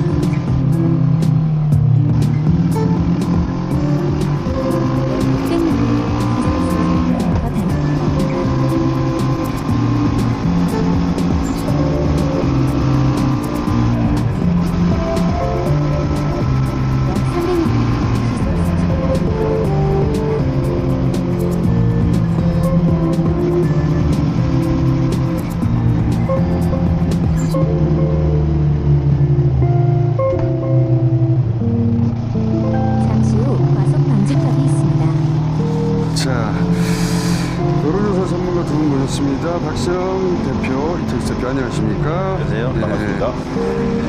자, 전당대회가 끝나서 지난번에 이제 대통령 지지율, 정당 지지율이 출렁거린 거를 전당대회 효과라고 저희가 종합적으로는 휴가 효과도 있었고요, 초반에는. 예. 그 다음에는 전당대회 효과를 보인다라고 최종적으로 결론을 냈는데, 전당대회가 끝나고 났더니 이제 역시 다시 대통령 지지율은 상승 모멘텀, 그리고 정당 간격은 또 살짝 벌어지는 모멘텀. 예. 요거는 리얼미터에서도 확인이 되고, 네. 한국 갤럽에서도 확인이 되고, MBS에서도 확인이 돼서 전체적인 추세는 그러합니다. 예. 저희 것도 그렇습니다. 네, MBS 갤럽이 각각 62%, 63%, 그 전주 대비 한 4%포인트, 예. 5%포인트 뭐 이 정도 올랐고. MBS 갤럽 거 있나요, 저희가? 정리한 거? MBS 갤럽을 떼봐주세요. 갤럽 같은 경우 화수목 조사잖아요. 저희 리얼미터는 이제 월화수목금 조사했는데 이재명 대통령 평가가 2.4%포인트 긍정평가가 이제 올라서 MBS 갤럽보다는 조금 덜 올랐는데 저희는 이제 목금까지 조사를 하다 보니까 근데 아시다시피 목요일 금요일 날은 조국혁신당의 성비 논란 때문에 네. 전체적으로 여당 지지율이 빠진 거죠. 네. 여당으로 취급한 거죠, 사람들이. 네. 일찍이. 갤럽이 이제 4%포인트 올랐고요. MBS는 이제 갤럽 MBS 자료 없습니까? 없으면 예. 없다고 알려주세요. MBS는 이제 2주 만에 한 번씩 하는데 5%포인트가 올라서 62%를 기록했죠. 그래서 대체로는 휴가 전, 네. 휴가 한 달 기간 동안 제가 이제 휴가 시작 시즌에 얘기했는데 휴가를 시작하면은 예. 진보 진영의 지지율이 빠진다. 전화 받기 귀찮아합니다. 왜 그런지 모르겠는데 휴가 기간에는 보수보다 진보가 더 빠진다. 뭐 세대별 특성 그다음에 계층 특히 직업별 특성 직업별 특성이 반영된 것 같아요. 그래서 그거는 반복적으로 확인된 거라 네. 그 휴가 요인이 있고 또 하나는 이제 초반에 잘 몰랐는데 나중에 뒤로 갈수록 국민의힘 전당대회 효과가 확실히 네. 반영이 됐고 두 가지가 겹쳐가지고 지지율이 움직였다. 네. 라고 이렇게 보여지고요. 보여집니다. 대통령과 관련해서 지난주에 주로 있었던 걸 보면 민생과 관련된 이야기들이 좀 있었어요. 예금자 보완도를 5천만 원에서 1억까지 상향 조치했고 또 2차 민생회복 쿠폰 관련해서 이제 실시한다는 내용도 보도가 됐고 국무회의 생중계 또 강릉 가뭄에 대해서 위기 대처 능력을 보여준 측면들 이런 부분들이 안정감을 확실히 보여주는 것 같습니다. 네, 민생과 관련된 주요 행보들 그다음에 또 이제 반대 진영에서는 윤석열 김건희와 관련된 여러 가지 그 재판 또 이 수사 관련된 소식이 나오고 있고 특히 지난 주 초에는 윤석열 CCTV 관련된 뭐 이런 부분들 그다음에 국회에서는 나경원 의원의 이제 초선은 가만히 있어 이런 발언들이 주 초반에 진보층을 굉장히 결집시키는 그렇죠. 그리고 이제 검찰 개혁 관련해서 이제 약간의 이견들이 있었던 것이 이제 정리가 되지 않았습니까? 네. 그런 소식들이 정리는 알려. 일요일 됐죠. 예. 일요일. 아니 그 전에 이제 흐름 자체는 행안부로 간다 중수청이 이게 이제 많이 알려졌고. 예. 그 여론이 우세했죠. 네. 그래서 갤럽을 보면 63 정도로 4%포인트 4% 정도 올랐는데 이게 이제 그 휴가 전 수치로 되돌아가는 중 와중입니다. 네. 딱 한 3주 4주 정도 저도 돌아가는 거. 예, 그 보수층 결집 효과도 있어서 좀 주춤거렸었는데 다시 60% 선을 회복한 거고요. 갤럽 기준에서 지난 윤석열 정부와 비교해 보면 윤석열 100일 취임 즈음에 지지율이 28%, 리얼미터가 29%였는데 다시 되돌아보니까 이게 놀랍더라고요. 예, 거의 900가량 이재명 대통령이 취임 100일 기준으로 보면 역대 3위. 띄워주세요. 예, 역대 3위였죠. 그러니까 지금 되돌아보니까 윤석열의 취임 100일 지지율이 28%였어요.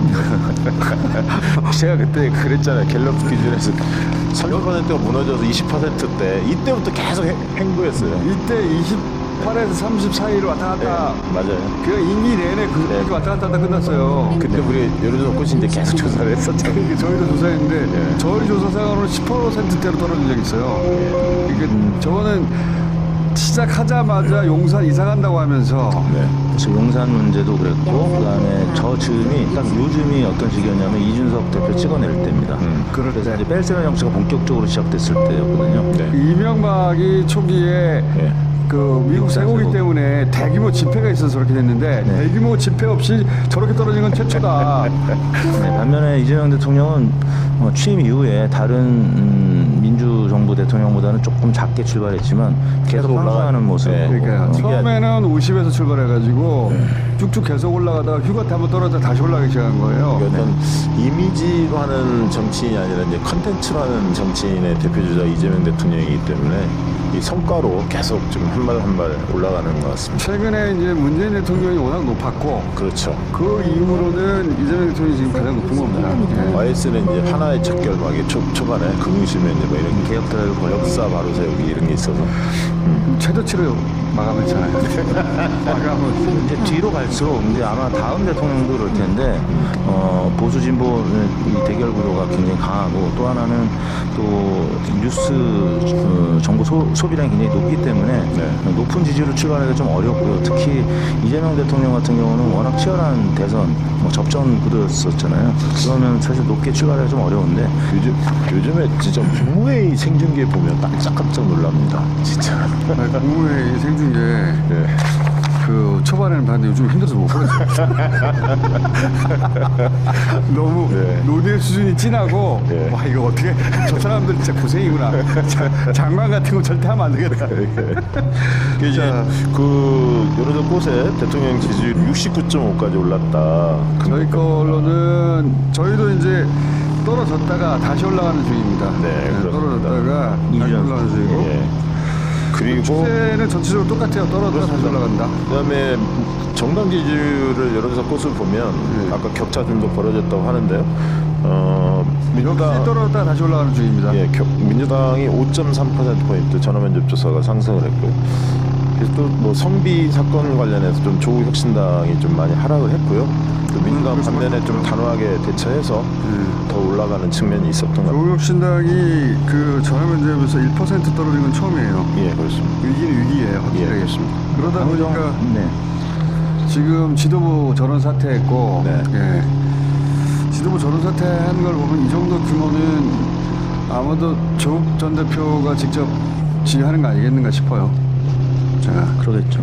그 당정 지지율이 지금 꽃 같은 경우 전화 면접이 이제 대통령율이 69.5% 70%에 미치지 못했는데 좀 아쉬운 건 그 지난주에 트럼프 대통령의 그 SNS 논란 그리고 이번에는 지난 금요일 날 미국 현대차하고 LG 엔솔 공장 그래서 금요일에 이제 밤에 이 기사가 나왔기 때문에 꽃은 토요일까지 조사하다 보니까 또 영향을 받습니다. 네, 사실 2주 연속 상승했는데 상승폭이 좀 더 컸었어야 되는데 좀 미국발 약재 때문에 좀 아쉬운 내용이 있죠. 자 그리고 저희 기본 조사한 것은 윤석열 강제 구인 어떻게 할까? 자 물어봤습니다. 강제 구인 해야 한다가 65%예요. 강제 구인 해야 된다는 것은 모든 연령층에서 더 높습니다. 네, 전 지역 모든 70대 이상을 제외하고. 근데 지역별로 보면 모든 지역에서 다 높습니다. BK에서도 더 반대 의견이 32%, 37% 이렇게 나왔는데 이게 실효성이 없어서 이제 좀 응답자들도 지쳐서 이런 응답을 한 분들도 일부 계실 거라고 봅니다.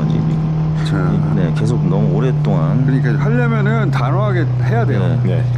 자 그리고 특별재판부 저희가 주기적으로 묻고 있는데 특별재판부가 뭔지 잘 모르고 아직 잘 모르죠. 우리가 기억하는 한 제대로 이게 한 적이 없기 때문에 근데 조금씩 이해도 올라가고 있어요. 지난번 조사에 비해서 3%포인트 올랐어요. 61.3% 개티 조사 그렇게 조사가 됐고요. 그걸 계속해서 저희가 물어볼 건데 조금씩 더 올라가고 있습니다. 이게 직위원 재판부에서 어떻게 재판하고 있는지 이걸 국민들이 몰라요 지금은. 모르죠 전혀. 특검 수사만 계속 알려지고 노상원 어떻게 하는지 아무도 몰라요. 이런 게 알려지면 이게 더 올라갈 겁니다. 그리고 이제 자꾸 영장이 기각되니까 그러면서 조금씩 더 올라가고 있습니다. 레거시 미디어에서 좀 보도를 좀 적절히 해주면 좋은데 레거시 미디어에서 별로 보도량이 적고 이런 대한 매체에서 보도하는 게 그나마 있다 보니까 아직까지는 천천히 올라가고 있어요. 그나마 잘 모르겠다는 의견이 이제 점점 줄어들고 찬성이 늘고 있는 좀. 이번 주 아마 사법부 쪽에서 뭐 회의를 한다고 하는데 그러면 이제 그 결과 나오면 또 다시 파박 한번 하겠죠. 그리고 3대 특검법 개정안 나왔는데 자 이거 찬성한다 66%입니다. 이거 높은 거예요. 왜냐하면 높습니다. 특검 같은 건 짧게 굵게 해라 이게 이제 인식인데 이거 부족하다. 네. 더 하라. 예. 이거 66% 나온 건 굉장히 많이 나온 겁니다. 많이 나온 겁니다. 예. 예. 이 부분에 있어서는 전화면접조사 20대 남자들도 긍정응답이 좀 더 높았습니다. 왜냐면 미진하거든요. 예. 느끼기에. 그리고 국민의힘하고 야당에서 워낙 반대하는 사안인데 그럼에도 불구하고 다른 사안에 비해서 찬성이 높다는 건 확실히 윤석열, 김건희 그 측에서 계속 저항을 했기 때문에 좀 미진한 부분. 그러니까요. 네, 계속 또 새로운 증거들 나오고 있고 하니까. 마지막으로 물어본 게 우리가 이재명 대표 살인 미수 사건 이것도 네. 미진하지 않냐 네. 물어봤더니 재수사가 70%가 넘었습니다. 네, 72.4, 재수사할 필요 없다. 22.7이 나왔는데 흥미로운 것은 국민의힘 지지층에서 43대 47로 팽팽했습니다. 전화면접조사가. 그 국민의힘 지지층이 보기에는 좀 이상하다. 이상하고 뭐 이거는 국민의힘 쪽과 직접적 연관성이 없는 거 아니야 이렇게 인식하는 분들도 있는 것 같아요. 네. 그래서 수사를 더 해도 되는 거 아닌가? 네. 혹은 네. 나도 궁금증이 아직 다 안 풀렸는데 네. 이게 절망가야 됩니다. 네. 네. 보수층 전체로 보면 54%가 재수사해야 한다. 전화면접조사. 높은 거죠. 굉장히 높은 상당히 높습니다. 국민적 의혹이 크다는 거죠, 그만큼. 자, 그럼 이제 돌아가실래요? 자, 다음 주에도 뵙겠습니다. 감사합니다.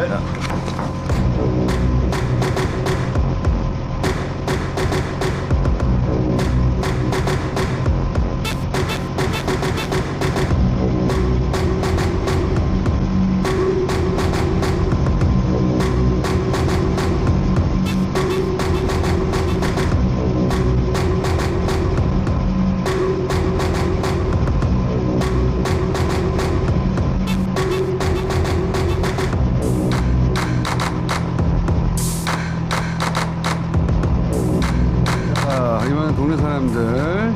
자, 오랜만에 또 우리 오래된 고정 멤버들 다 나왔네요. 알파고 TK 안녕하십니까? 이집트 정세미 안녕하십니까?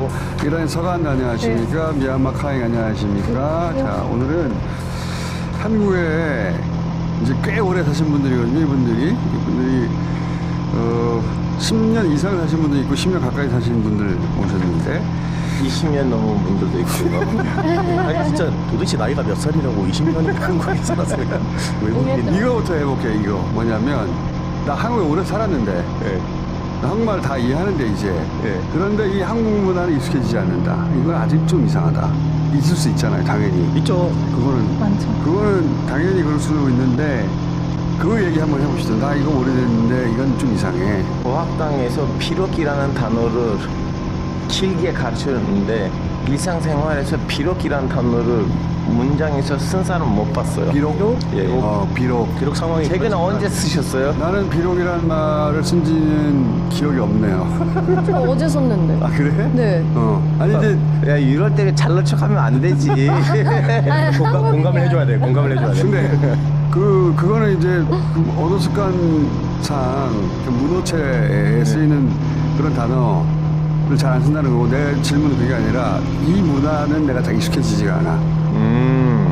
말 못 알아들었어? 좀 기다리고 있어봐요.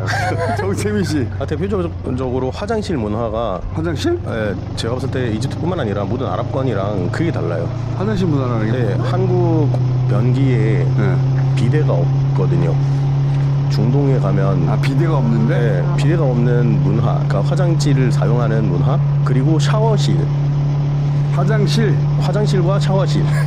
그러니까 우리는 화장실 변기하고 샤워기가 같이 있는 경우가 많은데. 그것보다는 샤워하는 문화, 같이 샤워하는 문화. 그러니까 옷을 다 벗고, 옷 다 벗고. 네, 편하게 이렇게 샤워하는 문화는. 옷을 다 벗고 샤워하지 그럼 옷을 입고 샤워하나? 아니, 다 같이.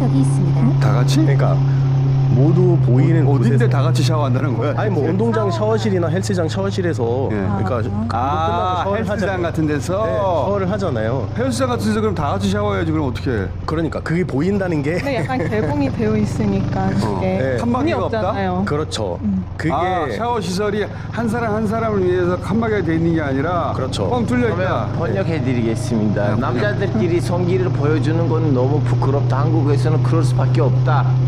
너무 부끄러운 건 아니고 문화적으로 큰 차이기도 하고 아직까지도 받아들이기가 좀 어려워서 저는 지금까지 헬스장 샤워실을 사용해 본 적이 없고 이용해 본 적이 없고. 그러니까 다른 사람의 알몸을 보지 않는다는 거예요? 네, 특정 부위. 앞에서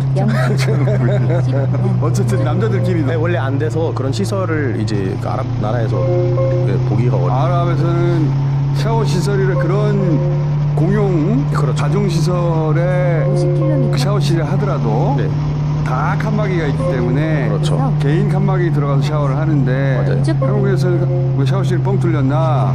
이건 이란도 그래요? 우선 목욕탕 이런 데는 한국이랑 똑같고요. 근데 전 운동을 잘 안 해서 잘 모르겠어요.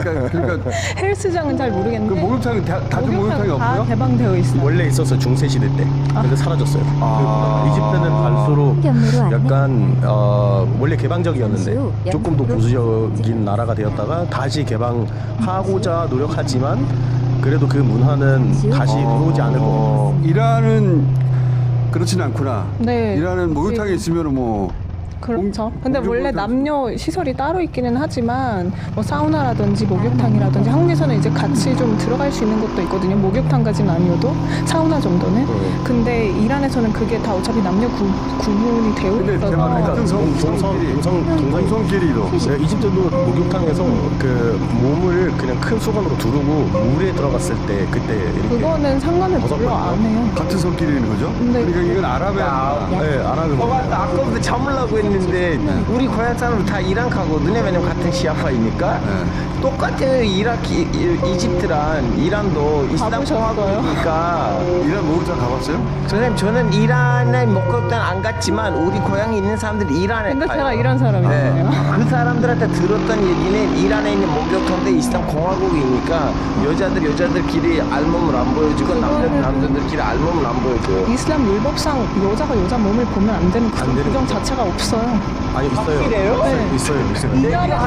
이란에서 그거를 법적으로 굳이 아니 못하지 이란 않아요. 사람이 말하는데 왜? 근데 사실 현지서가 특파원이에요. 좀 약간 좀 VIP 계층 이란이다 보니까 이슬람 문화에서는 안 근데 한다. 사실 이슬람 율법도 나라마다 이거를 해석하고 법으로 사실 이거를 적용하는데 좀 많이 다르거든요. 오케이. 이란 같은 경우는 물론 이렇게 개방돼 있는 것도 있고 안 돼 있는 것도 있겠지만 보통은 제가 간 곳은 다 개방이 되어 있습니다. 그러면 미얀마는 어때요? 그 목욕탕 자체가 없어요. 강에서 안 돼요. 강에서. 아니 그게 아니라 공중 목욕탕 개념이 없어요? 네네. 목욕은 개인이 하는 것이다? 네, 만약에 마을에서 큰 그런 그 물이 나오는 곳에서 우물 옆에서 목욕을 한다 하더라도 미얀마는 롱지가 있어요. 미얀마 롱지가 언제든지 여기 허리에 있는 거를 위에 둘러서 이렇게 살 수 있는 그런 옷이. 그래서 만약에 다 같이 목욕을 하더라도 우리는 야외에서도 해요. 야외에서도 하는데 상의는 벗고 이 밑에 있는 치마를 여기까지 올려서 여성들은 이렇게 둘러서 서로 감싸고 알몸을 보지 않는 거야. 알몸은 보지 않고 근데 야외에서 샤워를 남자들은? 하는데 남자들은 허리에 그 치마 그거 있으니까 그대로 목욕하고 어쨌든 남자든 여자든 동성끼리도 서로 알몸을 보지 않는 문화네. 네, 절대 안 보는 문화예요. 여기는 이슬람 문화가 아닌데도 그러네. 거기가 조금 더 불교 문화라서 좀 더 보수적이에요. 우리나라는 어떻게 된 거야? 불교도 들어있고. 근데 재밌는 거는 약간 그림 그리는 그런 화가들이 여자가 그런 씻고 있을 때 이 천이 몸에 달라붙잖아요. 그런 걸 표현하는 화가들도 되게 많아요. 근데 그런 거는 남자든 여자든 다 볼 수 있는 거예요. 밖에서 샤워를 하니까. 네. 독특하다. 남녀 모두 밖에서 목욕을 할 수는 있지만 옷은 다 벗지 않고 서로의 알몸은 보여주지 않는다. 네. 그게 더 이상하다. 그게 더 이상해. 모의당 안에서 같은 성끼리 그 옷을 다 벗는 거는 우리는 이상하지 않은데 거기서는 그렇게 안 한다는 거죠. 맞아요. 그래서 제가 지난번에도 말했는데 엄마랑 저도 서로 몸을 본 적이 없어요. 성인이 된 후로. 이상하다. 네. 우리 감각으로. 작년 때쯤인가 엄마가 저 이제 샤워 안 시켜줬어요. 그건 그렇지 당연히 그래야지. 고등학교 2학년. 지금 제 아들 초등학교 3학년인데도 제가 집사람한테 야 이제 냅두라. 우리 아들이 이제 성인 됐다고 하는데 아니야 내 새끼 이러는 거예요. 내둬야 돼 이제 성인 됐는데 거의. 해가 달라졌어. 이건 완전히 다르구나. 자, 그리고 또 익숙해지기 힘든 것 같습니까? 한국 결혼식 문화. 결혼식. 너무 사실 이란이랑 한국이 문화적으로 비슷한 게 너무나도 많은데 이 결혼식 문화는 너무나도 달라서 어떻게 많이 달라요? 우선 이란 같은 경우는 결혼식을 한다고 했을 때 5시간, 6시간 정도 걸리거든요. 그러니까 오후 5시부터 시작해서 다음날 새벽 1, 2시까지 뭐 이렇게 기본적으로 많이 하고 퍼포먼스, 춤, 혼인신고식까지 다 이렇게 포함되어서 하는데 한국은 너무 포멀한 느낌이 들어서 그거는 1시간이면 끝나잖아요. 한국도 예전에는 잔치였어요. 그렇죠. 동네 잔치, 집안의 잔치여서 동네 사람들 다 부르고 길게 했거든요. 네. 근데 이게 이제 예식장이라고 하는 장소에서 대여해서 결혼을 하면서부터 그게 사라진 거예요. 전 세계적으로 결혼식은 다 잔치잖아요. 그래서 1박 2일 동안 하고 막 그러잖아. 한국도 옛날에는 오래 했어요. 잔치를. 근데 저는 또 살짝 약간 충격을 받았던 게 내 결혼식이지만 내가 모르는 사람이 또 올 수가 있다는 거. 이 모르는 사람이 내가 모르는 사람, 부모님이 또 아실 수는 있는 분들인데 그게 사실 그렇게 일한 사람들 입장에서는 그렇게 반갑게 여겨질 것 같지가 않아요. 아니 신부가 아버지 친구가 올 수 있죠. 내가 그러니까 만약에 그 아버지를 신부가 아니면 신랑 측이 직접 그렇게 초대를 했더라면 아니면 아는 얼굴이면은 상관없는데 한국에서는 간혹 그러니까 아버지의 지인, 어머니의 지인이 그냥 올 때가 있잖아요. 그런 경우가 있어요. 누군지 모르고 예를 들면은 그 신부의 아버지가 그 사람의 뭐 아들 딸 결혼식을 갔으니까 이제 그렇게 정첩장을 줘가지고 오라고는 하는 거죠. 그래서 그럴 경우에는 처음 보는 사람이 또 등장은 하고 그러더라고요. 신부와 신랑이 모르는 사람이 당연히 있죠. 부모님 때에서 아는 사람들 그게 이상한가? 그래서 이란에서는 사실 신부와 신랑이 가장 중요하고 가장 중심이어야 되고 신부 신랑이 아는 사람이 결혼식에 와요? 네, 그렇죠. 그거를 무조건 컨펌하는 게 부모님이 아니라 신랑 신부 직접 하는 신랑 거고. 신부가 부모님의 친구를 하더라도 그 친구분이라면 내가 아는 분이니까 내가 초대하겠다 그렇게. 그렇죠. 근데 한국에서는 이게 한국에서는 사실 이게 부모님이 나 몰래 정첩장을 또 돌릴 수도 있잖아요. 사실은. 그건 또 그런 이유도 있어요. 부모님은 평생 누군가의 결혼식에 축의금을 보내왔거든요. 냈으니까 받아야 되니까. 축의금을 보내왔고 일종의 결혼식은 비용이 많은 행사라 품앗이를 하는 거거든요. 내가 지금 주의 구간입니다. 조금씩 이렇게 보내놨는데 내가 결혼할 때 내가 조금씩 품앗이 해놓은 게 되돌아오는 행사다. 이렇게 생각하니까 오라고도 하고 그 사람도 가게 되고. 그렇죠. 그러니까 신랑 신부하고 상관이 없는 거예요. 그래서 너무 포멀한 거죠. 사실 또 이게 옷 같은 것도 화려하게 안 입잖아요. 한국은 이제 신랑 신부가 가장 뭔가 돋보여야 되고 또 뭔가 주인공이니까 다들 옷을 무난하게 좀 옷도 다크한 옷. 신랑 신부만 돋보이게. 네. 근데 이란은 한 2, 3개월 전부터 헤어랑 메이크업 샵을 먼저 이 손님들도? 네. 무조건 해야 돼요. 이란에서는 오히려 하려면 하려할수록 뭔가 이 사람들은 뭔가 파티고 오히려 그런 분위기를 즐기는 거거든요. 안 꾸미고 가면 오히려 이란 결혼식에는 초대받은 손님들도 최대한 화려하게 입고 와야 돼. 맞아요. 네. 그래서 서로 옷도 제작해가지고 하는 경우도 있고 뭐 그렇게도 있더라고요. 미얀마는 약간 이란이랑 한국 섞인 느낌이에요. 왜요? 지금 들어보니까 부모님의 그 친구들이 오는 거 미얀마도 너무 당연해요. 당연하지. 네, 우리 오빠 결혼식 때 아빠가 마을에서 사람 한 트럭으로 싣고 왔어요. 촬영하고 싶으니까 내 아들이. 우리 아들 아버지가 알던 사람들 다 오는 거지. 네네네. 나는 모르는데. 나를 모르지만 그냥 오빠는 가가지고 다 인사하고 그렇게 이거는 되게 한국이랑 비슷한데 근데 또 이렇게 오시는 분들이 진짜 화려해요. 머리부터 발끝까지 이 결혼식 가기 위해서 옷도 새로 맞추고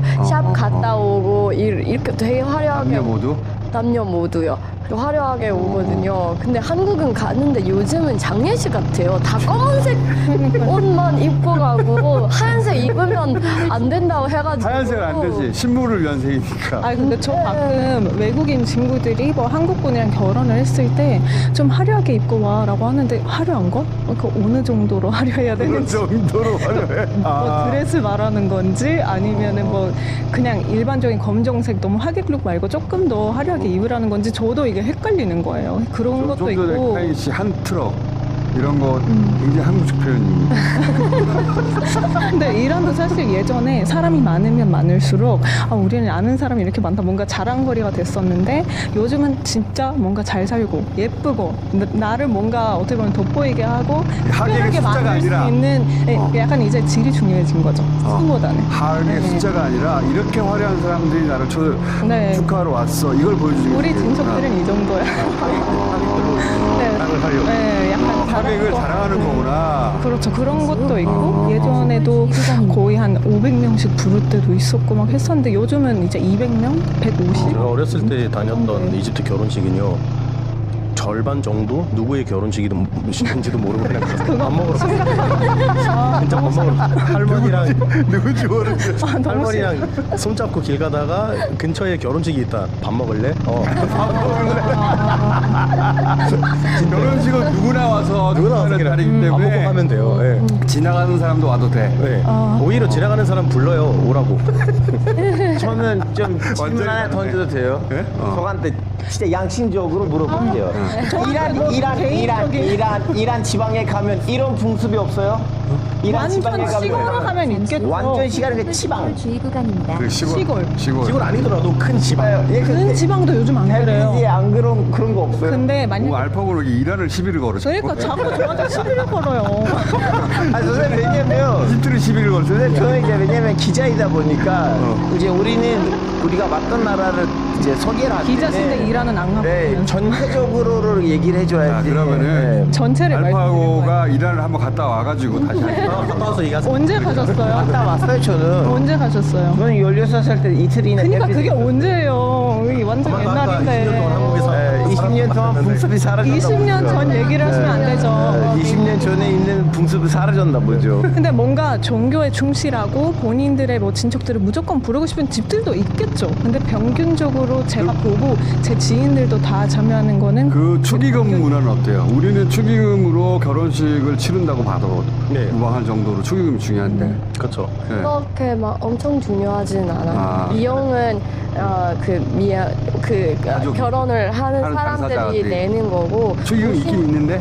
있기는 있는데 많이 내시는 분들도 있고 아니면은 그런 물품으로 물품으로 드리는 것도 있고. 평균적인 그 축의금이라는 게 우리나라 감각으로 하면 얼마 정도 되는 거예요? 10만 원? 5만 원? 그렇게 금액이 한국은 뭔가 이 호텔이냐 뭐 어디냐 거기에 이거는 10만 따라서 원짜리다 뭐 이런 게 있잖아. 5만 원, 10만 원, 뭐 15만 원 내야지 이렇게 정해놓는데 거기는 그런 게 없어요. 만약에 뭐 내가 호텔에서 하더라도 이 사람이 뭐 10,000원만 낼 수 있는 사람이다. 그럼 그 정도만 내면 되는 거고. 그 액수는 별로 중요하지 않고. 액수는 별로 중요하지 않고. 꼭 내긴 내는데? 꼭 내긴 해요. 축하하는 자리니까.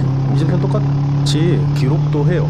누가 얼마나 냈는지 그것을 갚아야 되니까. 해야죠. 근데 어떤 부부들은 진짜 어려워서 일부러 결혼하는 사람들도 있어요. 축의금 때문에? 네, 축의금을 모으려고. 그 축의금으로 결혼식을 치르는 건 똑같네, 한국이랑? 그렇죠. 제가 한번 어렸을 때 이모가 결혼했는데 부부가 그러니까 이제 신부 신랑이 그 결혼식이 끝나고 신혼 집에 갔어요. 우리도 또 더 축하하러 같이 갔는데 우리랑 사진 한 장 찍고 둘이 들어가서 바로 축의금을 확인하고 기록을 시작하더라고요. 네, 놓치면 안